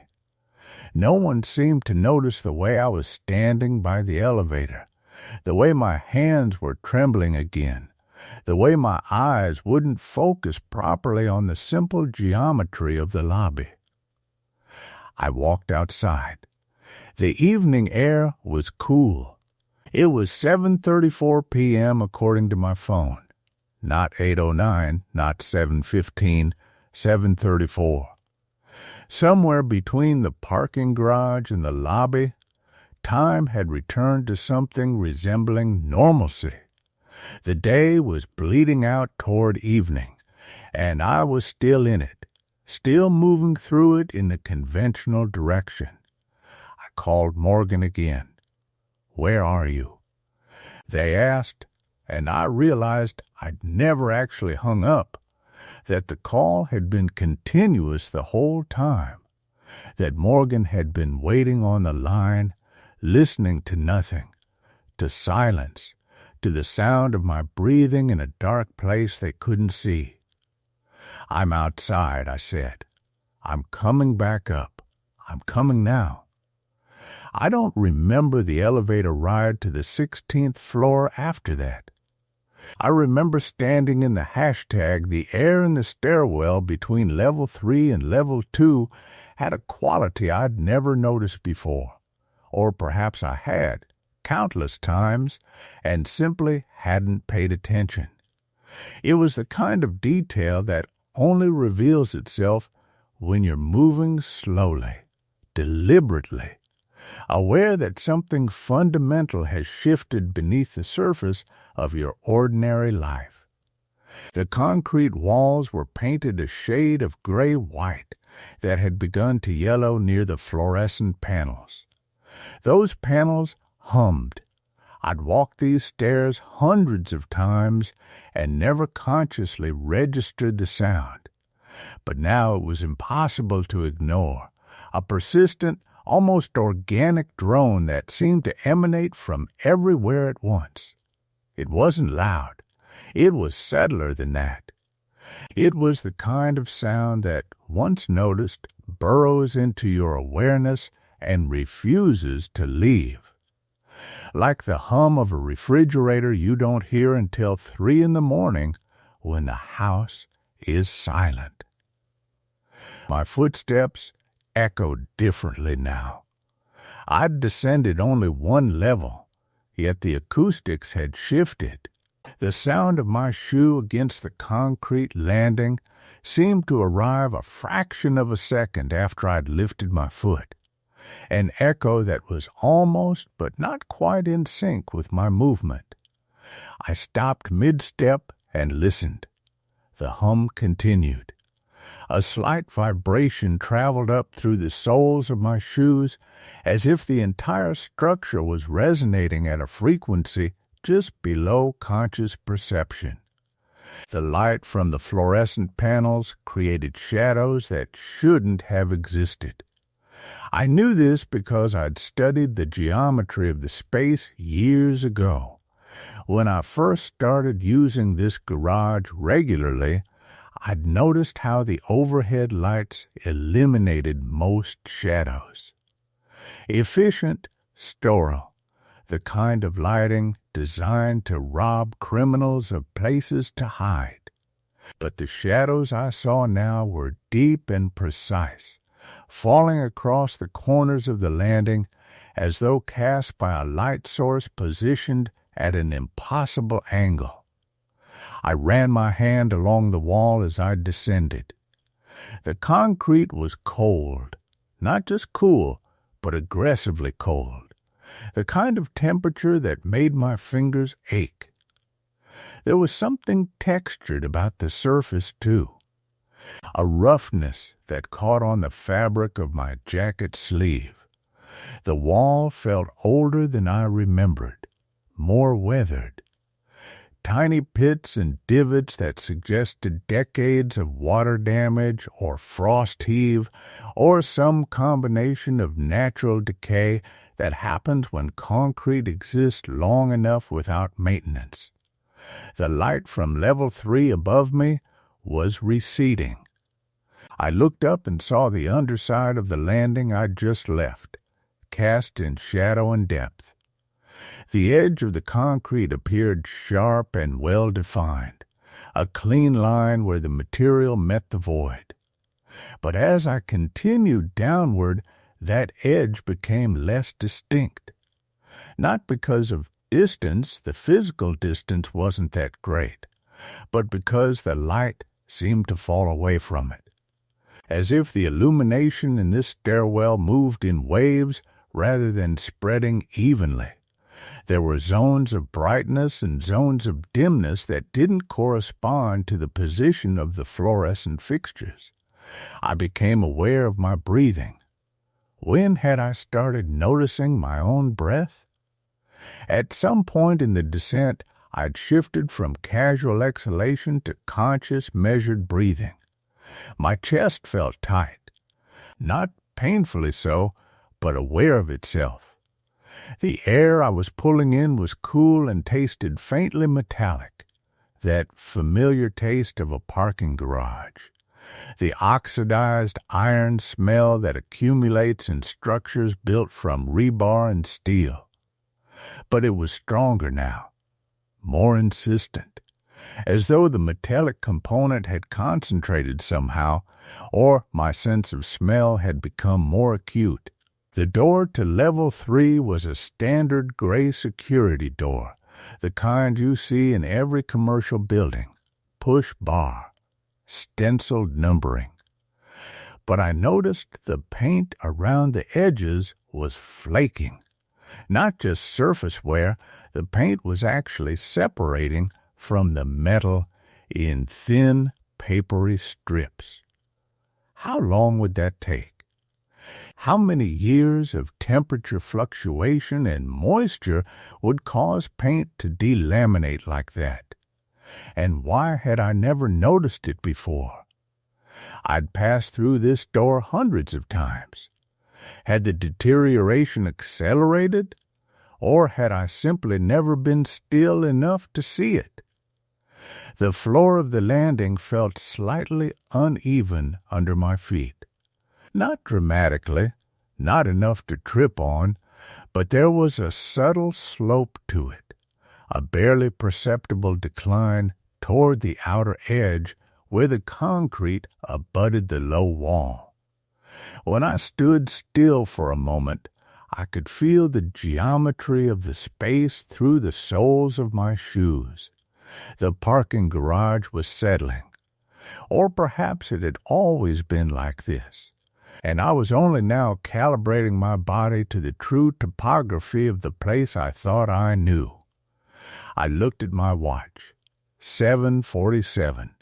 I'd been in the stairwell for fewer than 5 minutes. The time seemed wrong. Not impossible, just imprecise. The numbers on the watch face were crisp and clear, but something about them felt disconnected from the actual passage of moments. How do you measure time in a space where causality seems to have loosened its grip slightly? The silence between levels was profound. Not the silence of an empty building. The garage was far from empty. Somewhere above me, I could hear the faint sound of an engine starting. The acoustic properties of the structure carried the sound down in a distorted way, making it difficult to judge distance or direction. The engine ran for a few seconds, then cut out. Then another sound, footsteps in the upper levels, rapid and purposeful.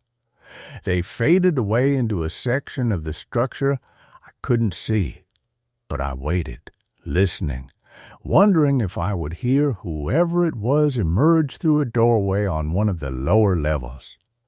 I didn't. The fluorescent panels continued their hum. Up close, I could see the way the light inside them flickered in a pattern too fast for the eye to consciously detect, but slow enough to create a subtle strobing effect in peripheral vision. When I wasn't looking directly at them, the panel seemed to pulse, organic, like watching something breathe. My hands had begun to feel strange. Not numb, not quite. More like they were operating with a slight delay, as though the impulse to move and the actual movement were no longer perfectly synchronized. I flexed my fingers and watched them respond, and the disconnect between intention and action felt profound enough to register as an anomaly. This was my body. These were my hands. I'd inhabited them for my entire life. But in this moment, in this stairwell between level 3 and level 2, they felt like they belonged to someone else, or like they were responding to commands from a brain that was running slightly out of sync with my conscious mind. I continued downward. The concrete stairs themselves had a texture that varied from step to step, some worn smooth by decades of foot traffic, others still bearing the original aggregate pattern from when the concrete had first been poured. The variance created an uneven sensation underfoot, as though I was walking down an unfinished surface. In some places, the edges of the stairs were sharp and well defined. In others, the edges had rounded and dulled with time, creating a gentler transition between step and riser. The temperature continued to drop as I descended, not dramatically, but steadily. My breath began to mist slightly, not much, just a faint hint of condensation when I exhaled. But it was evidence that the air was cooling with each level. How was that possible? How could each downward level be noticeably colder? The garage was climate-controlled.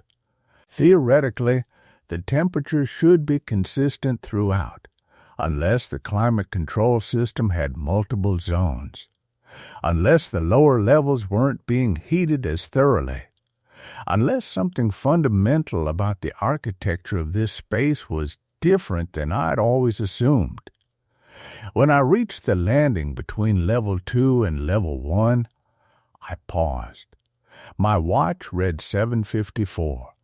7 minutes had passed. I'd descended 2 levels. The stairs felt infinite, or rather, they felt like they should have taken much less time, or much more time, but not exactly 7 minutes.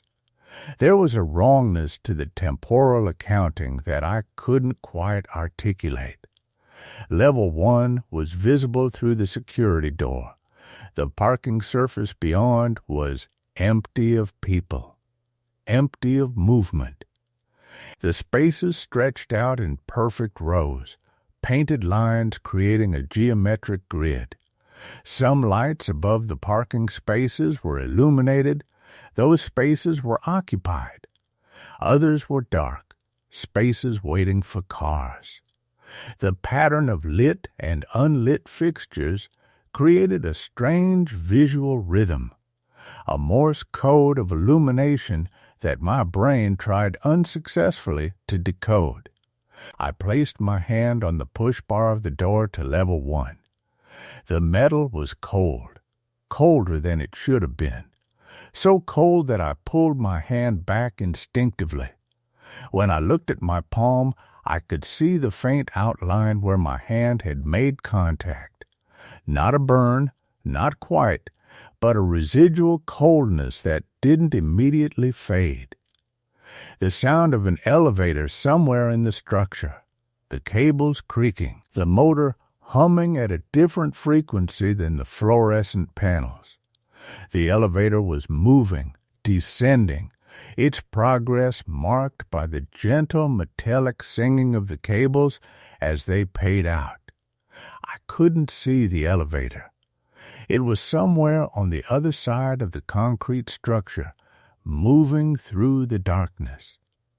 The sound suggested it was traveling slowly, deliberately, as though whatever was operating it understood the nature of this place and was moving with appropriate caution.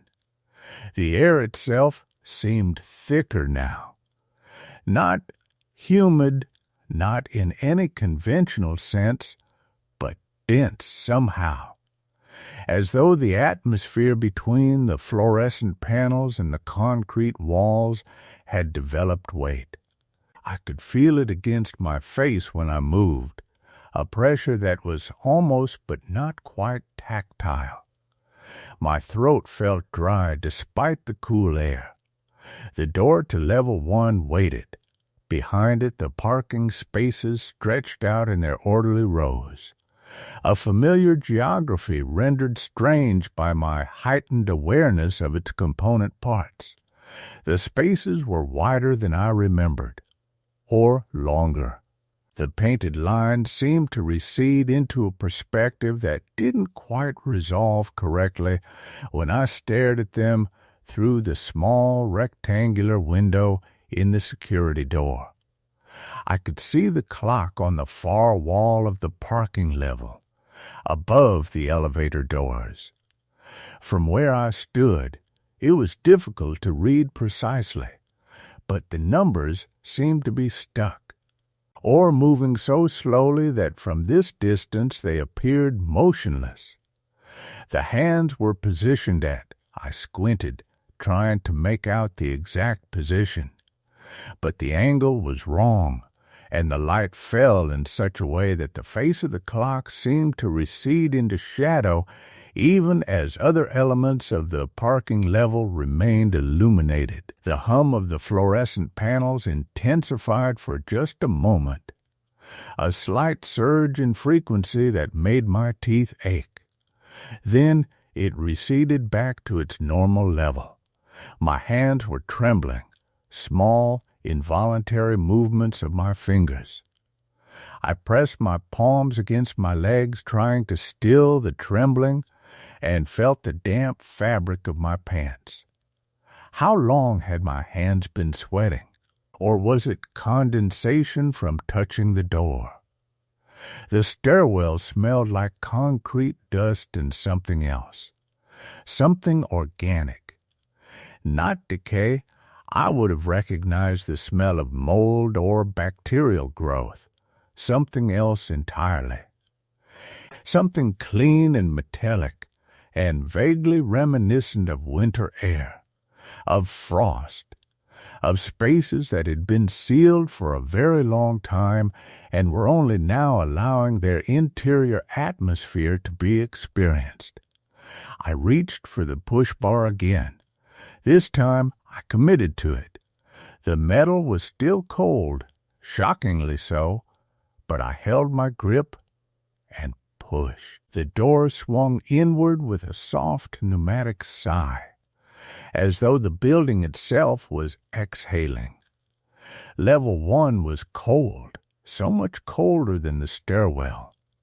The temperature change was immediate and profound, and I could feel my body respond instinctively, hunching slightly, drawing my arms closer to my core. My breath misted heavily now. Thick white plumes that hung in the air for longer than they should have. The parking spaces stretched away from me in their orderly grid. Some occupied, marked by the presence of vehicles.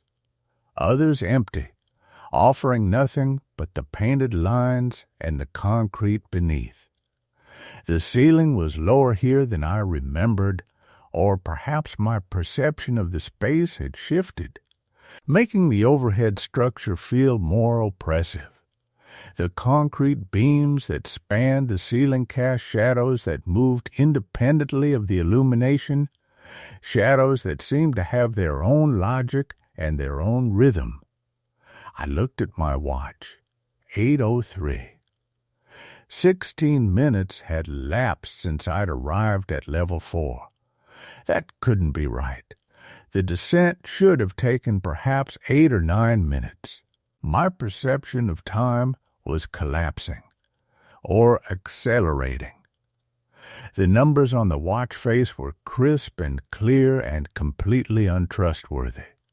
The elevator doors on the far wall were closed. Behind them, the elevator cables were still singing their metallic song. Whatever had been descending in that shaft was still descending, moving at its glacial pace toward some lower level I hadn't known existed. Level 1 stretched before me, cold and geometric and fundamentally wrong in ways I couldn't yet articulate. The clock on the wall still appeared motionless, its hands frozen in a configuration that suggested a time that corresponded to no actual moment I could identify. I stepped fully out of the stairwell and into the parking level. Conference room, looking at their faces, Morgan's concerned expression, Case's visible frustration. The others barely concealed annoyance at my tardiness. They were all holding folders. There were still papers to sign. There was still work to be done. "You look terrible," Morgan said quietly, steering me toward a chair. "I'm fine," I said. And I was fine. I was standing in a normal building in normal time, surrounded by normal people with normal concerns. Everything was fine. Everything was except for one thing. I could still feel it. That presence, that attention that had followed me up through the levels. It wasn't in the room with me. It wasn't in the building, not anymore. It was lower, deeper. It was waiting in the levels that shouldn't exist, in the time that shouldn't fold backward, in the parking garage beneath this building where there's always one more level down.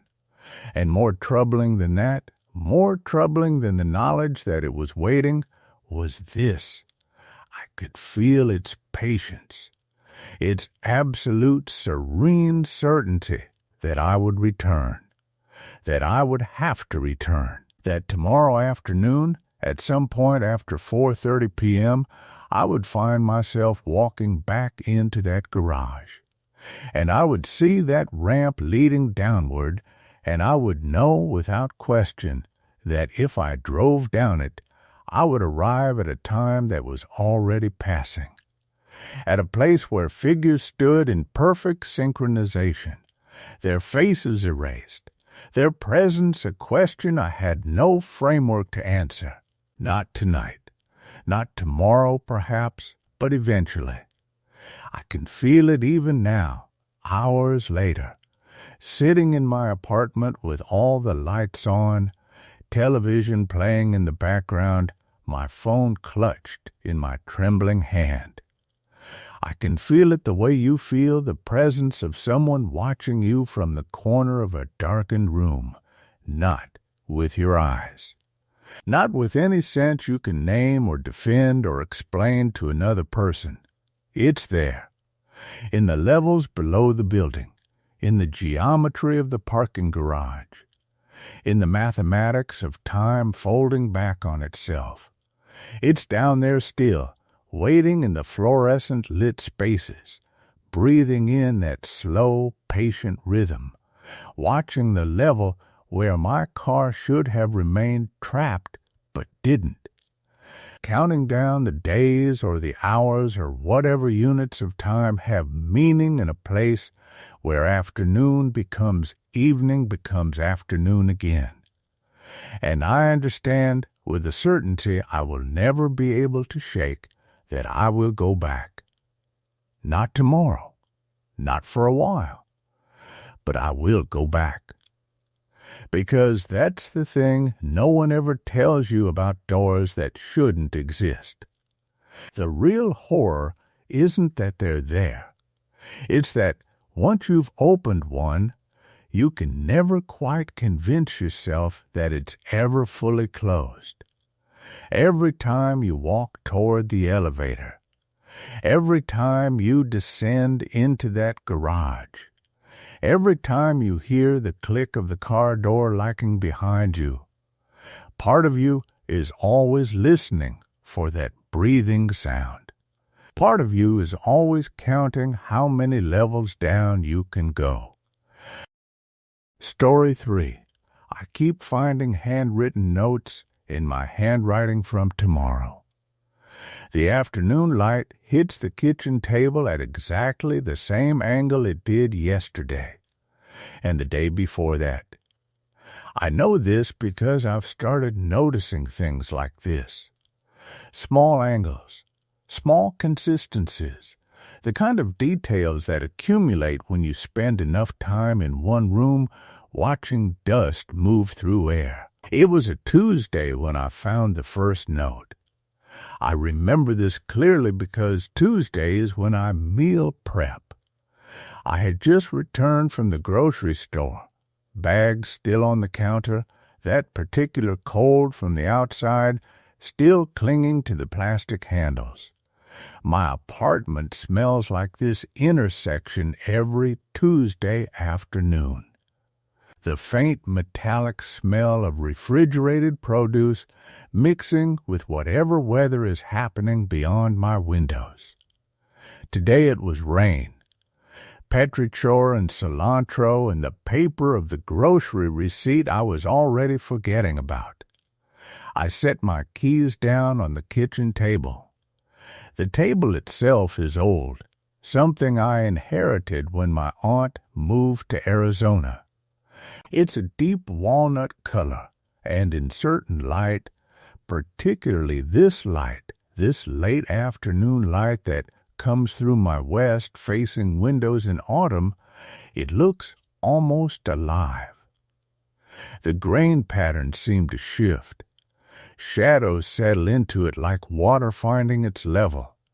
That's when I saw the note. It was folded in half, placed deliberately next to where my keys had landed. My immediate thought was that I'd left it there myself. This happens sometimes. I make notes about things I need to remember, and I leave them in obvious places, and then the obvious places become invisible to me until they suddenly aren't. I unfolded it. Don't go to work tomorrow. The handwriting was mine. Not similar to mine. Not close to mine. Mine. The particular way my capital D loops, the way I don't quite close my lowercase a's, that small pressure variation on the word tomorrow where I'd pressed a little harder, it was all me. All the specific ticks that make handwriting yours instead of someone else's. I stared at it for longer than was reasonable. My apartment is quiet. Not silent. There's the ambient hum of the refrigerator, the occasional sound of water moving through the pipes in the walls, the muffled evidence of other people living in the building above and to either side of me. But it's quiet in the way that cities can be quiet, where all the noise combines into a kind of white space that your brain stops registering. I'd been living here for 3 years, long enough that the sounds had become invisible. In that white space with the cold from the grocery bags still making my fingertips numb, I tried to construct a reasonable explanation. I could have written this while half asleep. I have a history of this. Nothing concerning. My doctor had asked me about it years ago. And I'd explained that sometimes I wake to find I've made notes about things, usually mundane things, sometimes things I don't remember thinking about at all. He'd said it was nothing to worry about, just a quirk of how my brain sometimes processes things during that space between sleep and waking. This note fell into that category. It had to. Except I'd been awake all morning. I'd gone to the grocery store. I'd been aware and present in watching my spending and comparing prices on Greek yogurt, which is not the behavior of someone who blacks out in the morning hours. I read it again. The paper was standard, just something from the pad I keep by my bed for those middle-of-the-night thoughts that feel urgent and then absurd by morning. The fold was clean. The placement was deliberate. My rational mind offered another option. Someone had broken into my apartment and written this as some kind of prank. I ran through the logistics of this. My door was locked. My windows are on the 3rd floor. There's no access from the fire escape that anyone without climbing skills could manage. The lock on my door is old but functional, and I would have noticed if it had been forced. Besides, the handwriting. I set the note down on the table and I picked up my groceries. I should have thrown it away. I should have laughed about it. Instead, I found myself placing it carefully under a small ceramic bowl I keep on the kitchen counter. One of those things you acquire that serves no real purpose but is too nice to throw away.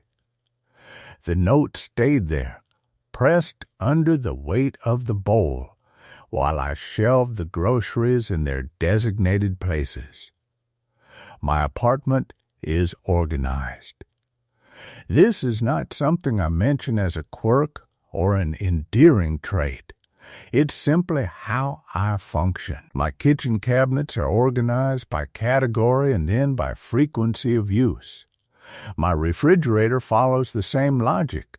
My closet is organized by season and within each season by color. My desk, and I do have a desk in the second bedroom that I use as a kind of office space even though I work remotely, my desk has a specific arrangement that I could draw from memory. It's not obsessive. It's practical. When you know where everything belongs, you can move through your life without expending mental energy on small decisions. You can focus on the things that matter. That night, I made dinner, ate at my kitchen table while reading something on my laptop, and went to bed at my usual time. The note remained under the ceramic bowl. I didn't think about it, or I told myself I didn't think about it, which amounts to the same thing after a while. The next day, I went to work. I work in data analysis for a healthcare company.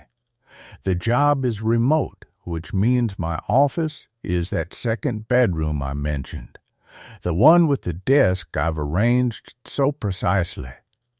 I spend most of my day in spreadsheets and databases, finding patterns, identifying inconsistencies, making sure that the numbers align with what they're supposed to represent.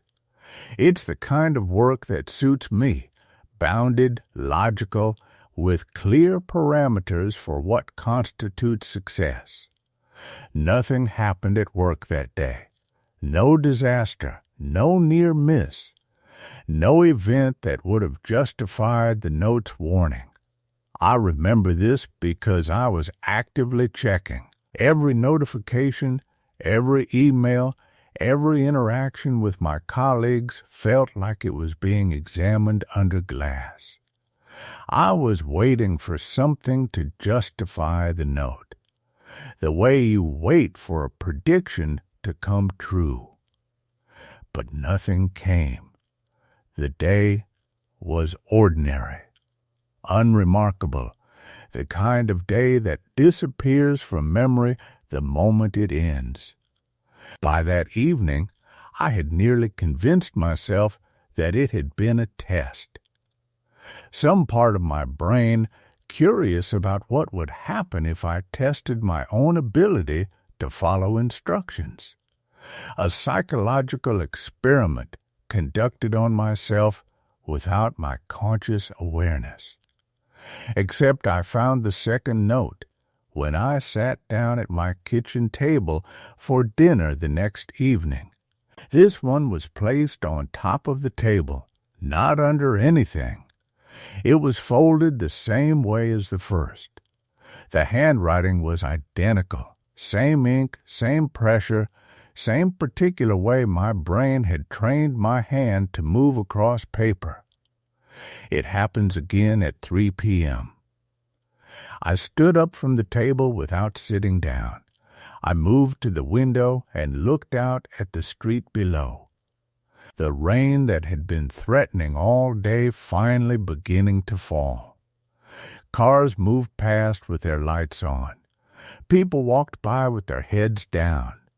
The ordinary motion of an ordinary evening in a city where thousands of people were moving through their days, unaware that I was standing in my kitchen with a note in my hand that I had left myself. The third note appeared 48 hours later, in the middle of my bed, placed on top of my pillow like a mint in a hotel room. Don't look in the bathroom mirror between 2 and 4 p.m. And that's when I stopped being able to explain this away. Because now there were patterns. Now the notes had shifted from warning about external events to warning about internal spaces. And I was going to have to decide whether to follow the instructions or test them, and I was going to have to do it while still being someone who believed in rational explanations and linear time. The afternoon light on my kitchen table had started to look less like a random angle and more like something I was being measured against. More like something was keeping time by the same clock I was. I didn't look in the bathroom mirror between 2 and 4 p.m. that day.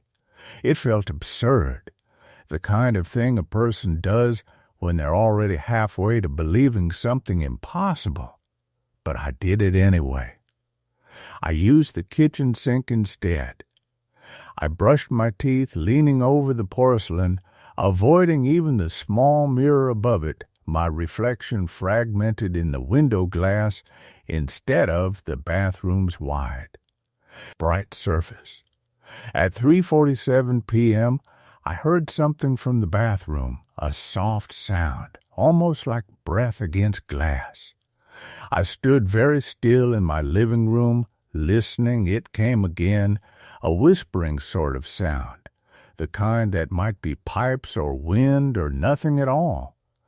I didn't go check. I stayed where I was until 4:05 p.m., then I went to the store, left the apartment, didn't return until evening. The fourth note was in my desk drawer, under a stack of old bills and receipts.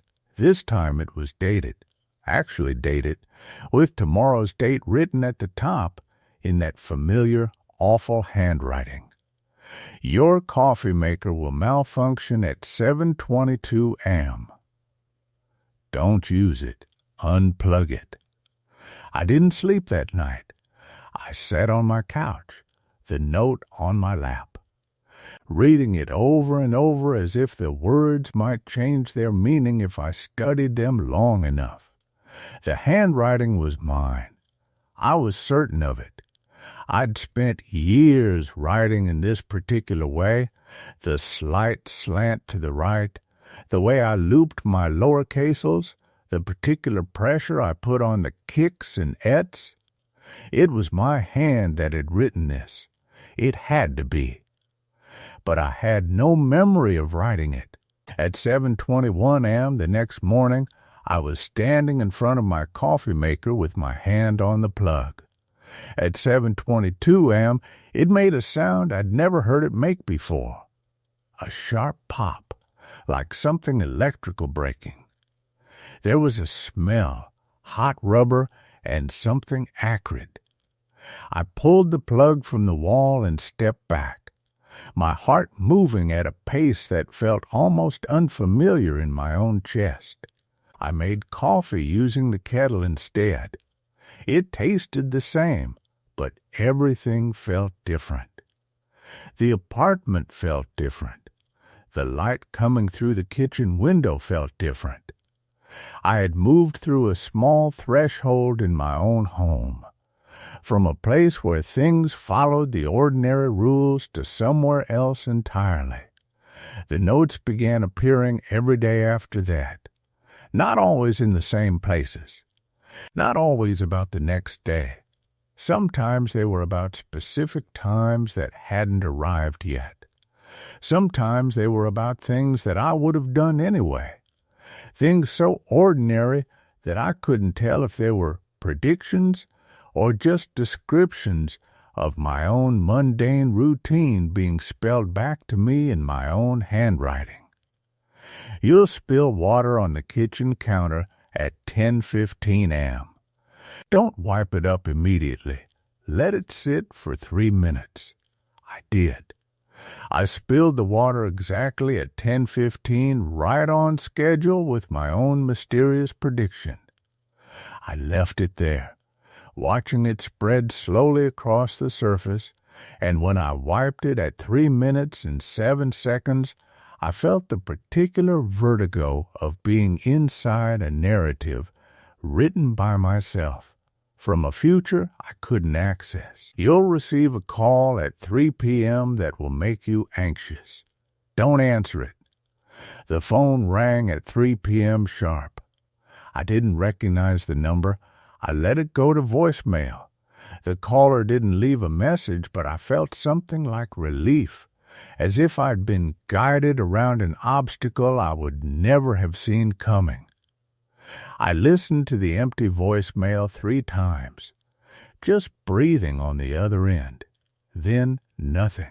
What frightened me most was how quickly I adapted. Within a week, I had stopped questioning the notes and started depending on them. I checked my desk, my pillowcase, the kitchen table, any surface where a piece of my own handwriting might appear, with the regularity of someone checking their phone.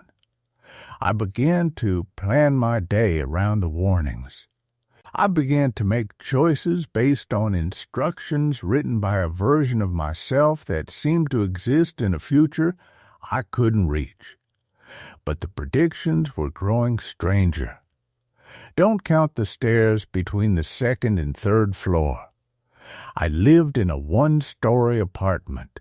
I didn't have stairs. I read the note 3 times, my hand shaking in a way I couldn't fully explain. I had no stairs to avoid counting, but for 2 days I kept thinking about staircases. I kept imagining them in my space.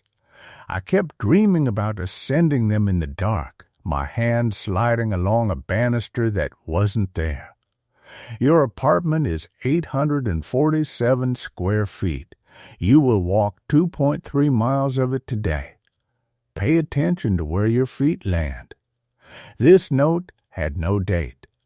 It was tucked inside a book on my shelf, one I'd opened to pass time on a restless afternoon. I measured my living room with my phone's step counter.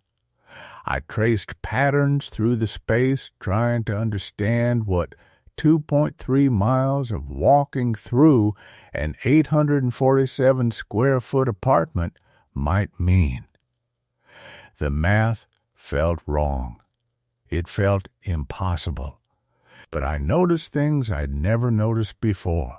The way the hallway seemed slightly shorter when I walked it at night. The way the bedroom door sometimes appeared to be further from the bed than it had been the day before. Or had it always been that distance? Had my memory simply been approximate? I started keeping track. I noted every prediction I found and whether it came true. Most of them did. The ones that didn't were the ones I couldn't quite interpret. The ones that seemed to describe something I could never be sure had happened or not. One note simply read, "Listen for your name at 2 a.m.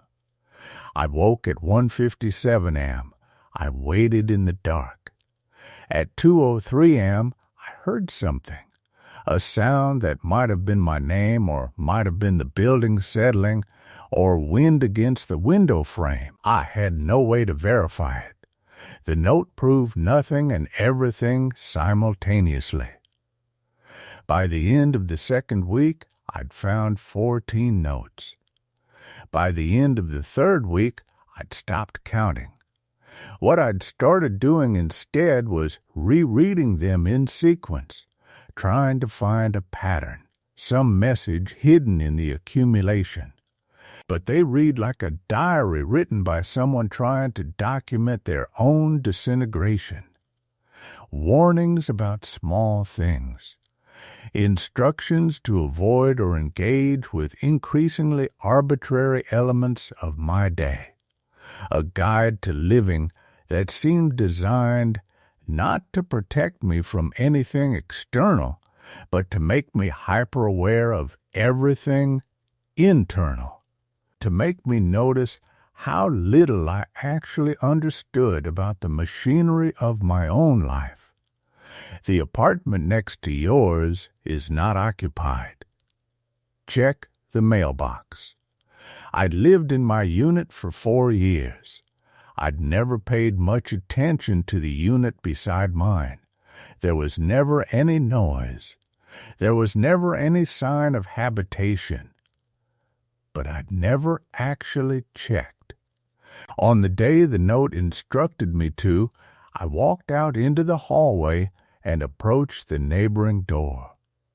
My heart was doing something strange in my chest. The mailbox was empty except for a thin layer of dust and something that might have been a dead leaf. But here's what unsettled me. The mailbox slot looked newer than mine. Cleaner. Like it had been used more recently. I went back inside and sat on my bed for an hour, not moving.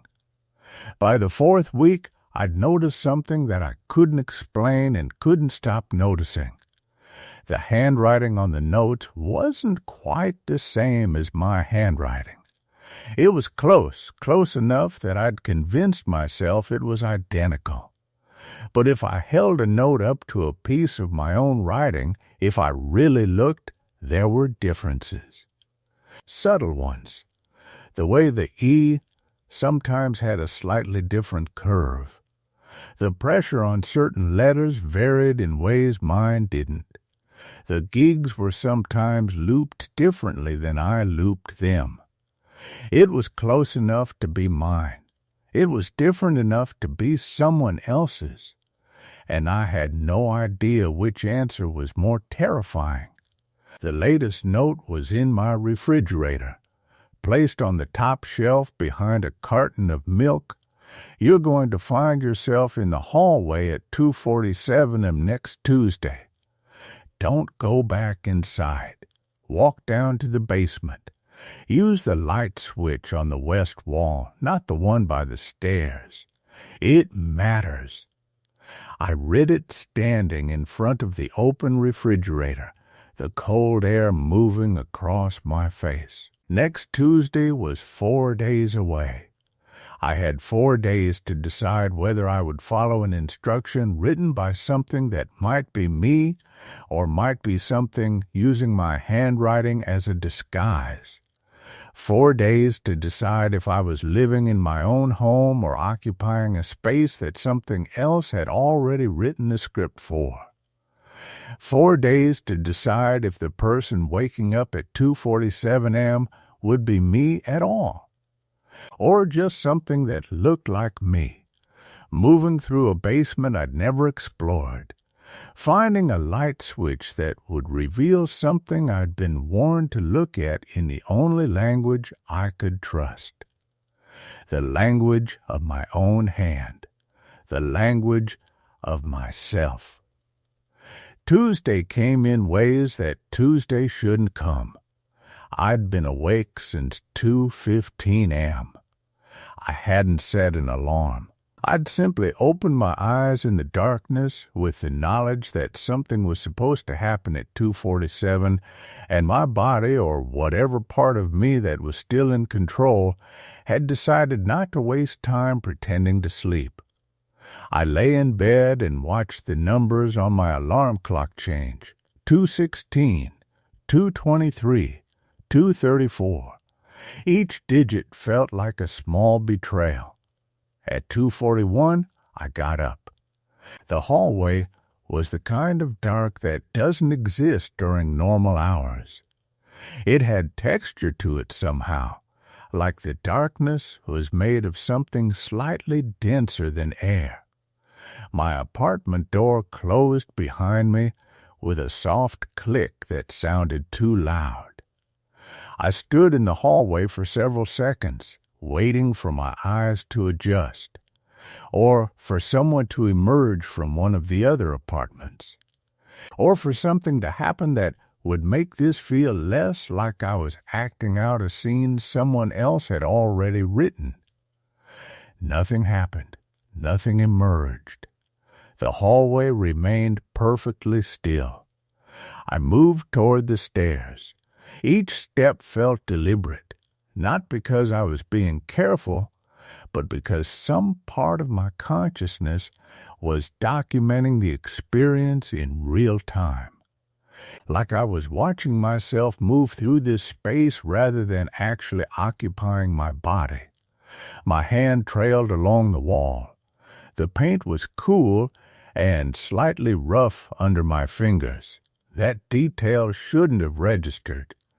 That detail shouldn't have mattered. But I noticed it anyway. I noticed everything. The basement door was unlocked. It had never occurred to me to check if it locked. I'd descended into the basement perhaps 3 times since moving in. Once when I first toured the apartment. Once to reset the circuit breaker during a brownout. Once more when I'd heard a noise that turned out to be the furnace. I'd never spent time there. It was a basement the way basements were. Concrete floor, exposed pipes, the faint smell of earth and dust, and something metallic. I stood at the top of the stairs and tried to remember where the light switches were. There was one by the stairs. I could almost see it in the darkness, a pale square of plastic against the darker wall. The note had said not to use it. Use the light switch on the west wall, not the one by the stairs. It matters. I didn't know which direction was west. In the basement, in the darkness, with no windows to orient me, I had no way to know which wall corresponded to which direction. The note had assumed I would know this. The note had assumed I would navigate this space with the certainty of someone who had already made this journey, or someone who had studied the apartment's layout with enough attention to understand its cardinal geometry. I descended slowly. The air grew cooler as I went down. I counted 12 steps, and then the concrete floor was under my feet, somehow softer than I expected, or perhaps just colder. My eyes were adjusting now. I could make out shapes, the furnace against one wall, a water heater, a collection of storage boxes that I didn't remember bringing down here. I could see the outlines of 4 walls, could see the shadows they cast. I began walking. The basement was smaller than I remembered. It couldn't have been more than 20 feet in any direction, and yet it felt like the space was expanding as I moved through it, or perhaps contracting around me, pulling itself inward until the walls seemed closer than they'd been seconds before. I found a light switch on the 3rd wall I approached. Pale plastic, just barely visible in the darkness. I placed my hand on it and didn't pull the switch. It matters, the note had said. I moved to the next wall, found another switch, tested this one with my fingers, feeling the subtle grain of the plastic, the way it was mounted slightly crooked in its box. This could have been it. This could have been the west wall, the correct switch, the one that would reveal whatever the note had been leading me toward. Or it could have been another decoy. I stood in the basement of my own apartment, in the darkness, in front of a light switch, and I realized that I couldn't distinguish between my own memory and something else's memory anymore. The basement I'd visited 3 times before didn't match the basement I was standing in now. Or it did match exactly, and that was the problem. My memory had been so incomplete, so vague and uninterested that I could construct multiple versions of this space and none of them would contradict what I actually remembered. Someone had been counting on that. I pulled the switch. The light that came on was too bright and the wrong color, a sickly yellow-white from a single bulb suspended in the center of the ceiling. For a moment the brightness was almost painful. I had to close my eyes and then open them slowly, letting my pupils contract degree by degree. When my vision cleared, the basement had changed. Not changed. That's the wrong word. The basement had been revealed. Like something had peeled back a layer that had always been there, but had only existed in the gaps of my attention. Against the far wall, the wall I hadn't walked to yet, the wall that maybe shouldn't have had that much distance to it, was a series of shelves. They were metal shelves, industrial-looking, the kind you'd find in a storage facility or a warehouse. And they were full of notebooks. I counted 23 of them before I stopped counting. They were all the same size, all bound in the same way, all arranged in careful order. Journals. Someone had been keeping journals in the basement of my apartment. Someone had been documenting something down here, in my space, in the dark, underneath where I slept and ate and sat on my bed and held handwritten notes that might have been from me, or might have been from something that knew exactly how I wrote. I moved toward the shelves without deciding to move. My body was operating on some instruction that hadn't come from the part of me that made conscious choices. I reached out and pulled one of the journals from the middle of the stack. The cover was unmarked. No name, no date, no indication of what it contained. I opened it. The first entry was dated 4 years ago, the date I'd moved in. The handwriting was mine. The entries were written in the exact rhythm and style and grammatical patterns that I used when I wrote. But I had no memory of writing any of it. I had no memory of coming to the basement and documenting something that was apparently important enough to fill nearly 24 notebooks, and careful enough to organize methodically in the dark, underneath my living space.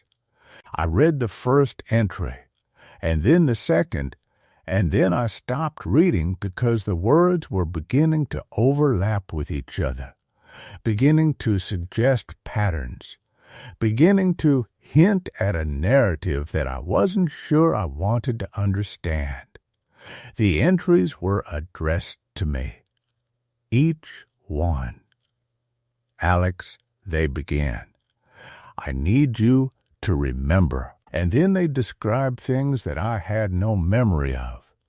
Moments that didn't exist in my past. Decisions I'd never made. Experiences that couldn't have happened. But they were written with such specificity, such intimate knowledge of my own thought patterns and fears and hopes, that I couldn't dismiss them as fiction. They felt like memories that belonged to someone else who had lived in my body, or like memories that belonged to me, written down before I'd lived them. I put the journal back and pulled another from the shelf, opened to a random page. Tuesday will come like all the others. You'll follow the note to the basement.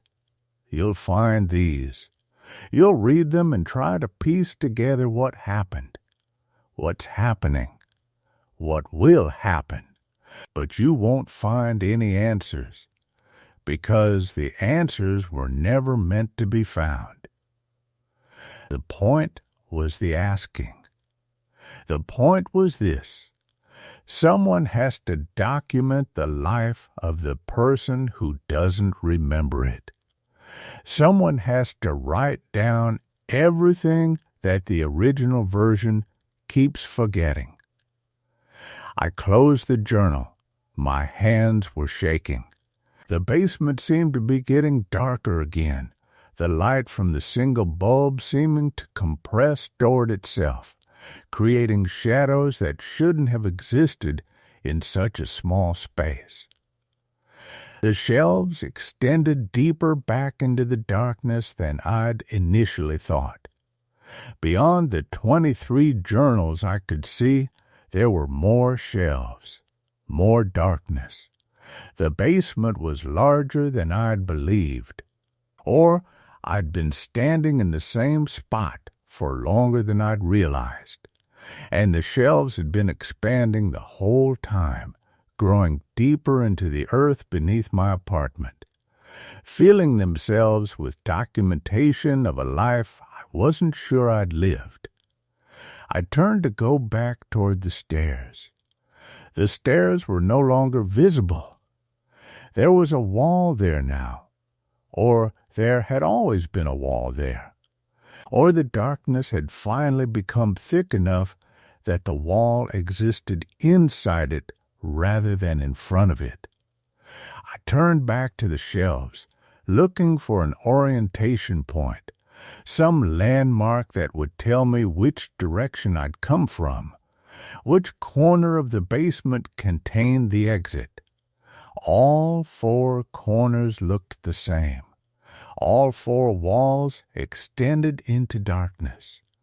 All 4 spaces held the possibility that the stairs were somewhere in them, or that they'd been dissolved into the concrete, or that they'd never actually existed because the basement had no need for stairs when it contained everything a person needed to understand. I stood in the center of the basement with my heart doing that same strange thing it had done in the hallway. That a rhythmic flutter that suggested my body was operating on a different timeline than the rest of me. I reached into my pocket and found a note that I hadn't put there. Turn around. The stairs are behind you. You'll find another note on your pillow when you wake up. This one will be different. This one will be instructions for what to do once you understand that you're not the original anymore, that you're the copy, that the person who climbed down to the basement tonight wasn't the same person who climbed back up. I turned around and the stairs were there. The exit was there. The door at the top was open, letting in the normal darkness from the hallway above, the warm and familiar darkness of my apartment building at 3 a.m. I climbed the stairs without reading the rest of the note. I didn't want to know what came next. I didn't want to understand what the final instruction would be. But I knew I would find out, knew that I would climb into my bed and lie there until dawn, and when dawn came and I got up to shower and eat breakfast and move through my day, I would discover the note on my pillow.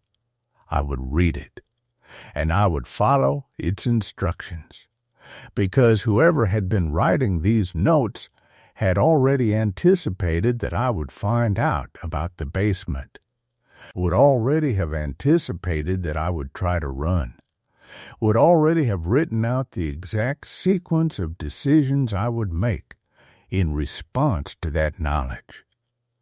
I'd been documented so thoroughly that I could no longer surprise anyone, even myself. The coffee tasted wrong that morning, not spoiled, not chemically altered. Just wrong in the way that something familiar becomes distant when you look at it too long. I'd made it the same way I always did. 2 scoops, water just off the boil, 3 minutes to steep. The routine was so automatic that my hands could perform it while the rest of me remained somewhere else entirely. But when I lifted the mug to my lips, the temperature didn't match my expectation. The flavor arrived a fraction of a second too late. It was as though I was drinking coffee that someone else had prepared moments ago, and I was experiencing it through a brief delay, through a membrane of separation between the act and the perception. The note on my pillow had been exactly where I knew it would be. I hadn't gone looking for it. I'd woken at 6:47 a.m., not 6:45, not 6:50, but 6:47, which was oddly specific, which suggested that someone had timed my sleep, had measured it, had determined that I needed exactly 9 hours and 47 minutes of unconsciousness before I would be capable of reading what came next. The note was folded in half, resting against my pillow like a bookmark, marking my place in a life I no longer believed I was living. I'd stared at it for a long time before reading it, long enough that the morning light moved perceptibly across my bedroom wall, long enough that I could pretend I was a person choosing not to read it, rather than a person who couldn't read it because the choice had already been made for me. You passed the third threshold. The copies never read the notes from the basement. They go down, they see the journals, and some part of them recognizes that the documentation is complete enough that their future is now fixed. Most of them turn back before they reach the center of the room. The ones who turn back don't read the pocket note. They don't climb the stairs thinking about what was written on that page. They just climb, and they wake up, and they try to convince themselves that the basement was shorter than they remember, that the shelves held fewer journals, that the darkness was just darkness, not intention. But you read it. You read it while you were still in the basement, or you started to, and that meant something shifted. That meant you're not running through the predetermined sequence quite the way the first version would have. That means whatever comes next might be slightly different, not different enough to matter, but different enough that I felt I should acknowledge it. Different enough that you get to know you were seen doing something unexpected. When you go to work today, your coworker Jordan will say something that makes you uncomfortable. Something about how you've been quieter lately. Something about how you seem like you're not entirely here. Don't respond the way you usually do. Don't make a joke. Don't minimize it. Just nod. Just say, I know, and watch Jordan's face. Watch how they react to being understood instead of deflected. That small interaction will change something, not everything, but something. The person sitting across from Jordan during lunch will be slightly different than they were yesterday, and that might matter. That might be where the divergence actually starts. Or this is all just what I wanted you to think would happen, and Jordan will say something completely different, and you'll respond the way you've always responded, and nothing will change at all. I wrote this at 3:47 a.m. I'm not entirely sure what time you're reading it. The coffee had gone lukewarm. I poured it down the sink and started over. But this time I didn't try to taste it.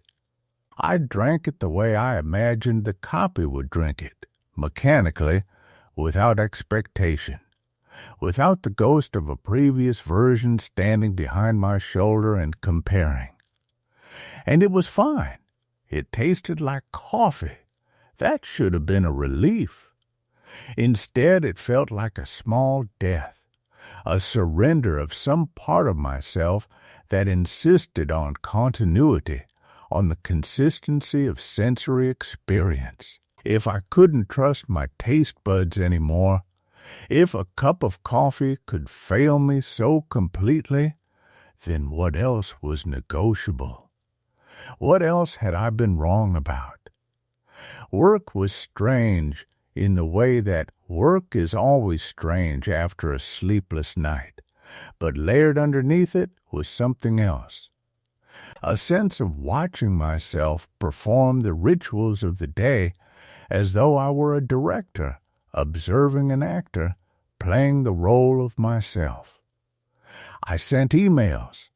I attended a meeting about quarterly projections that could have been recorded in any year and played back with equal validity.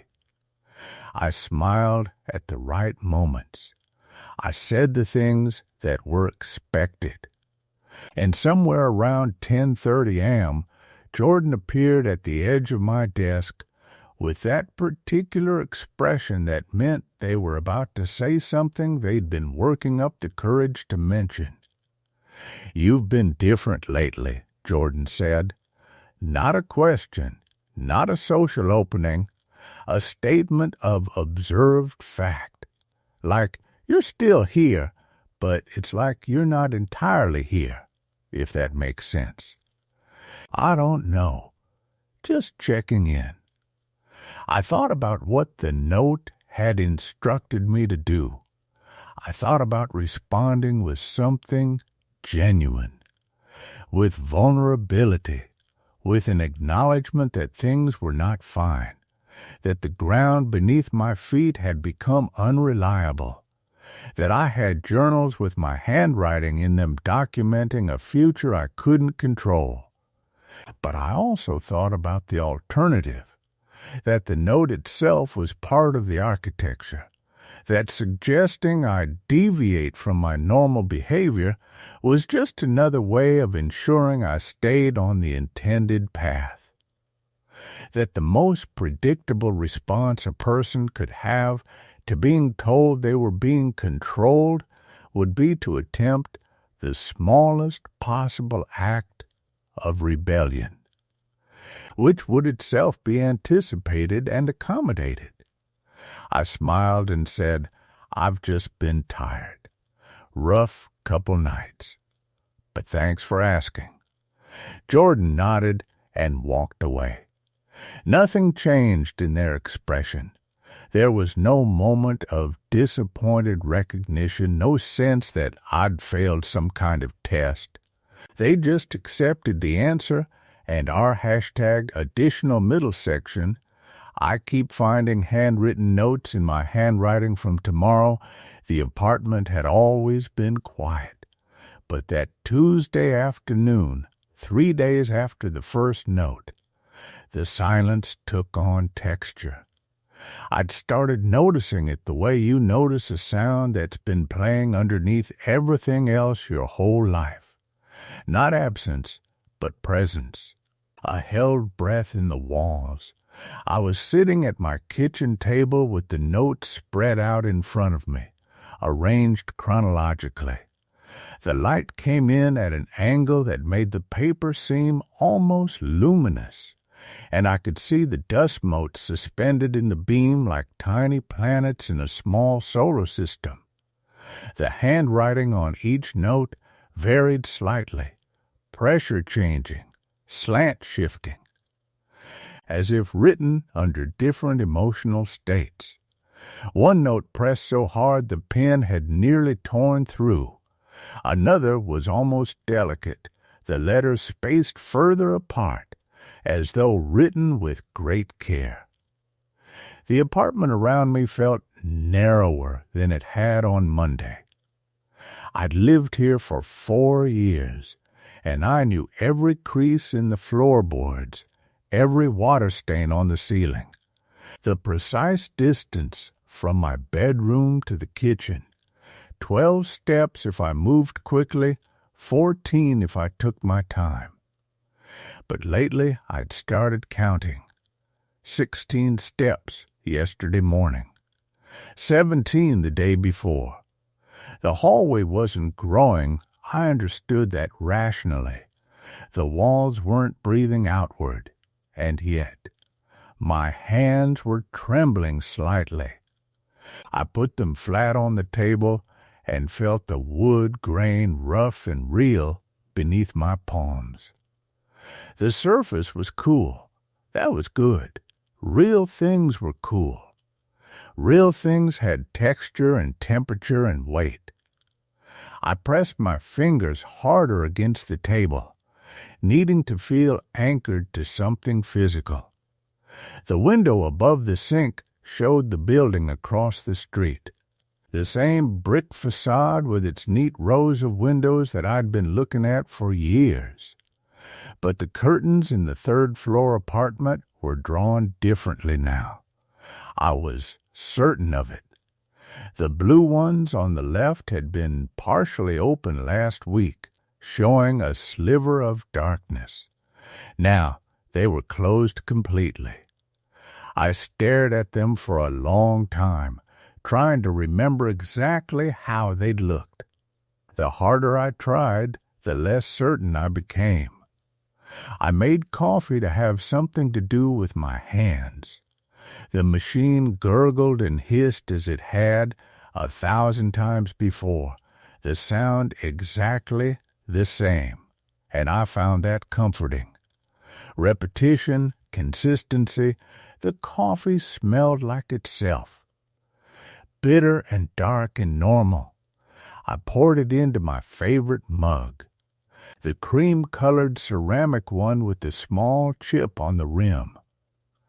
The chip had been there since I dropped it 18 months ago. I ran my thumb over it now, feeling the sharp edge. By evening, I'd moved to the living room. The light was changing, that particular golden gray quality that happens when the sun is low but hasn't quite disappeared. The walls seem to absorb it differently at different times of day. Right now they were almost amber. I sat on the edge of my couch and watched the color shift incrementally. So slowly I could only perceive it if I wasn't looking directly at it. The moment I turned my head back, the change had already happened. The notes sat on the coffee table in front of me. 7 of them now. The newest one had appeared on my nightstand that morning, though I'd been awake all night. I'd heard nothing. No footsteps, no movement, just the sound of my own breathing and the ambient hum of the city filtering through the windows, distant sirens, a few car horns, the muffled sound of someone's television through the walls. The note simply said, "They're the same note." I'd stared at that one for an hour. They weren't the same. The handwriting was different on each one. The words were different. The paper stock varied slightly. One was from the notepad by the phone. One was regular printer paper. One appeared to be torn from a journal. Weren't they? I picked up the first note again. Stop looking. The letters were angular, aggressive almost. I compared it to the third note. You're not listening. This handwriting was rounder, more careful. And the 7th, they're the same note. This one was, I couldn't tell. It was written in a hand that was somehow both the aggressive one and the careful one, as if 2 different people had written each letter, alternating. The apartment was getting dark. I hadn't turned on any lights. The room was filling with shadow, not sudden darkness, but a gradual accumulation of it in the corners, along the baseboards, in the space behind the furniture. I could still see the notes clearly, but everything else was becoming suggestion rather than detail. I thought about going to turn on a lamp. I sat there thinking about it for a while. The effort seemed immense. Getting up would require decision, and I wasn't sure I was ready to make one. I wasn't sure my legs would work properly. There was a static quality to my thoughts, like a television between channels, white noise and faint images that wouldn't quite cohere into anything meaningful. The kitchen faucet was dripping. 3 hours ago, it had been fine. I'd washed my coffee mug and turned it off carefully. Now, it made a small sound every 8 seconds, a single drop falling into the basin. The sound seemed to locate itself in space differently depending on where I focused my attention. When I tried to pinpoint it, it seemed to come from the wall. When I wasn't thinking about it, it came from directly below the sink head. I realized I was holding my breath.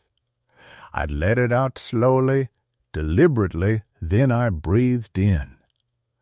Out, in, out, the physical act of breathing had become something I had to remember to do, which meant it wasn't really automatic anymore. I wondered if that was bad, if that meant something was wrong, or if I'd always been conscious of my breathing and had just forgotten. The way you only notice your tongue when you start thinking about where it is in your mouth. The notes seemed to glow slightly in the dimness. White paper against gray air. I reached out and touched the one in the middle, the 5th one I'd found. I'm trying to tell you something. The paper was slightly damp. Just slightly, as if someone had held it, and the dampness from their palm had transferred to it. But it had been 3 days. Paper dried. Unless I hadn't touched it in 3 days. I couldn't remember the last time I'd held this particular note. I'd been handling them, yes, rearranging them, reading them repeatedly, but this specific one, when had I last touched it? The apartment seemed to settle around me, or perhaps I was sinking into it. The distinction was becoming unclear. I was sitting on my couch in my living room in my apartment where I'd lived for 4 years. Everything was in its place. The furniture was where it had always been. The paintings on the walls, a print of a city I'd never visited, a photograph of a coastline I'd taken once, were hanging at the correct angles. The bookshelf held its books. The rug held its pattern. But the space itself, the actual volume of air and distance between the walls, felt miscalibrated. I got up. I needed to move, needed to feel the apartment around my body rather than just existing within it. I walked to the window and looked out at the darkening street. The street lights were coming on now, one by one, creating pools of yellow on the sidewalk. A few people moved through these pools, small and distant, separated from me by 2 panes of glass and 30 feet of vertical drop. In the reflection of the window, I could see myself, a dark shape against the darker room. And behind that shape, barely visible, was the rest of the apartment. Furniture like shadows of furniture. The table with the notes visible as a slight lightness on the dark surface. I put my hand on the glass. It was cold. Real, I kept my hand there and watched the street. The people below looked small, but whole. They seemed certain of where they were going. Some hurried, some dawdled. They knew how to be in the world. I turned around and looked at the coffee table again. 8 notes now. I hadn't found it. It had simply appeared while I was standing at the window. I walked over slowly, afraid to look too quickly, as if sudden movement might cause it to disappear or reveal itself to be something other than what it seemed. The handwriting on the 8th note was mine, unmistakably, but written in a style I hadn't used since high school, looping, almost childish letters. I picked it up and read, "You left the kitchen light on yesterday." I hadn't. I was certain. I'd turned off the kitchen light last night and the night before. I always did. I had a routine, small compulsions about lights and doors. The light in the kitchen had been off when I checked it this morning, when I made my coffee. Except, was it? Had I turned the light off, or had I simply not turned it on? These aren't the same thing. If I'd made coffee without the light on, if I'd worked in morning darkness, I might have then simply left it off. But the act of turning it off, the deliberate motion of reaching for the switch and moving it to the down position, I couldn't quite retrieve that memory. I went to the kitchen and turned on the light. Nothing changed. It was just the kitchen, ordinary and pale beneath the fluorescent ceiling fixture. The faucet had stopped dripping. The sink was empty. The counters were clear. Everything was exactly as it should be. I went to the refrigerator and opened it. The light inside was bright and cold. I stared at its contents, the same milk, the same vegetables arranged in the same drawers, the same condiments on the same shelves. Nothing was out of place or strange. It was all exactly right. Perfectly ordered. Absolutely correct. I realized I was crying. I closed the refrigerator and sat down on the kitchen floor. The notes were in the other room. All 8 of them, written in my handwriting, predicting things I hadn't done yet or describing things I'd already forgotten doing, or both. The distinction seemed to be dissolving, and tomorrow, if tomorrow came, I would find another one. I knew this with absolute certainty. He turned to their own desk, and the day continued in the way that days do when nothing of consequence happens in them. But I noticed something in the afternoon, a phrase I used in an email, pursuing that line of inquiry, and I suddenly couldn't remember if that was something I typically said or something that the previous version of me had said. Something that had been documented in the journals and now had become naturalized into my speech patterns. The more I tried to remember whether I'd used that phrase before, the more uncertain I became. My own linguistic history became a foreign country. Had I always said moving forward in that particular way? Had I always written my subject lines without capital letters at the beginning? These tiny details that I'd never paid attention to suddenly felt like evidence of something, but I couldn't determine what. The office kept its normal rhythm around me, keyboards clicking, the soft hum of the HVAC system, Jessica from accounting laughing at something on her phone. All of it felt real in the way that the coffee had felt real this morning before I realized it tasted wrong. All of it felt like it was being performed for my benefit, or like I was the only one awake in a theater where everyone else had agreed to play their parts perfectly. That night, I did not go back to the basement. I sat in my living room instead and looked at the door that led downstairs. It was just a door, wood with a brass knob, a small deadbolt I'd never seen anyone use. The kind of door that could lead to any number of ordinary spaces.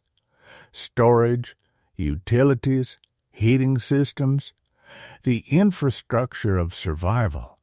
I could open it right now. I could descend and prove to myself that the shelves were either there or they weren't. That the journals were either waiting to document my future or they dissolved into the concrete. That the basement was either larger than my apartment building or it was the normal size, bounded by walls and mathematics. Instead, I did my dishes. I took a shower. I got into bed at 10:30 p.m., which was earlier than usual, which might have been me making a choice, or might have been the schedule asserting itself, ensuring that I would be rested enough to handle whatever would be documented in tomorrow's note. I lay there for a long time without sleeping, and at some point I realized I was listening. Actually listening, with my whole attention focused on the space beneath my apartment, waiting for the sound of movement down there, the shifting of paper as another page was written, the pen moving across the page, capturing another day that hadn't happened yet. But there was only silence, the kind of silence that small apartments create at night, the sound of the building breathing around you, the distant hum of refrigerators and heating systems, the occasional creak of the structure settling. All of it ordinary, all of it exactly as it should be. I closed my eyes and waited to become the person tomorrow would remember.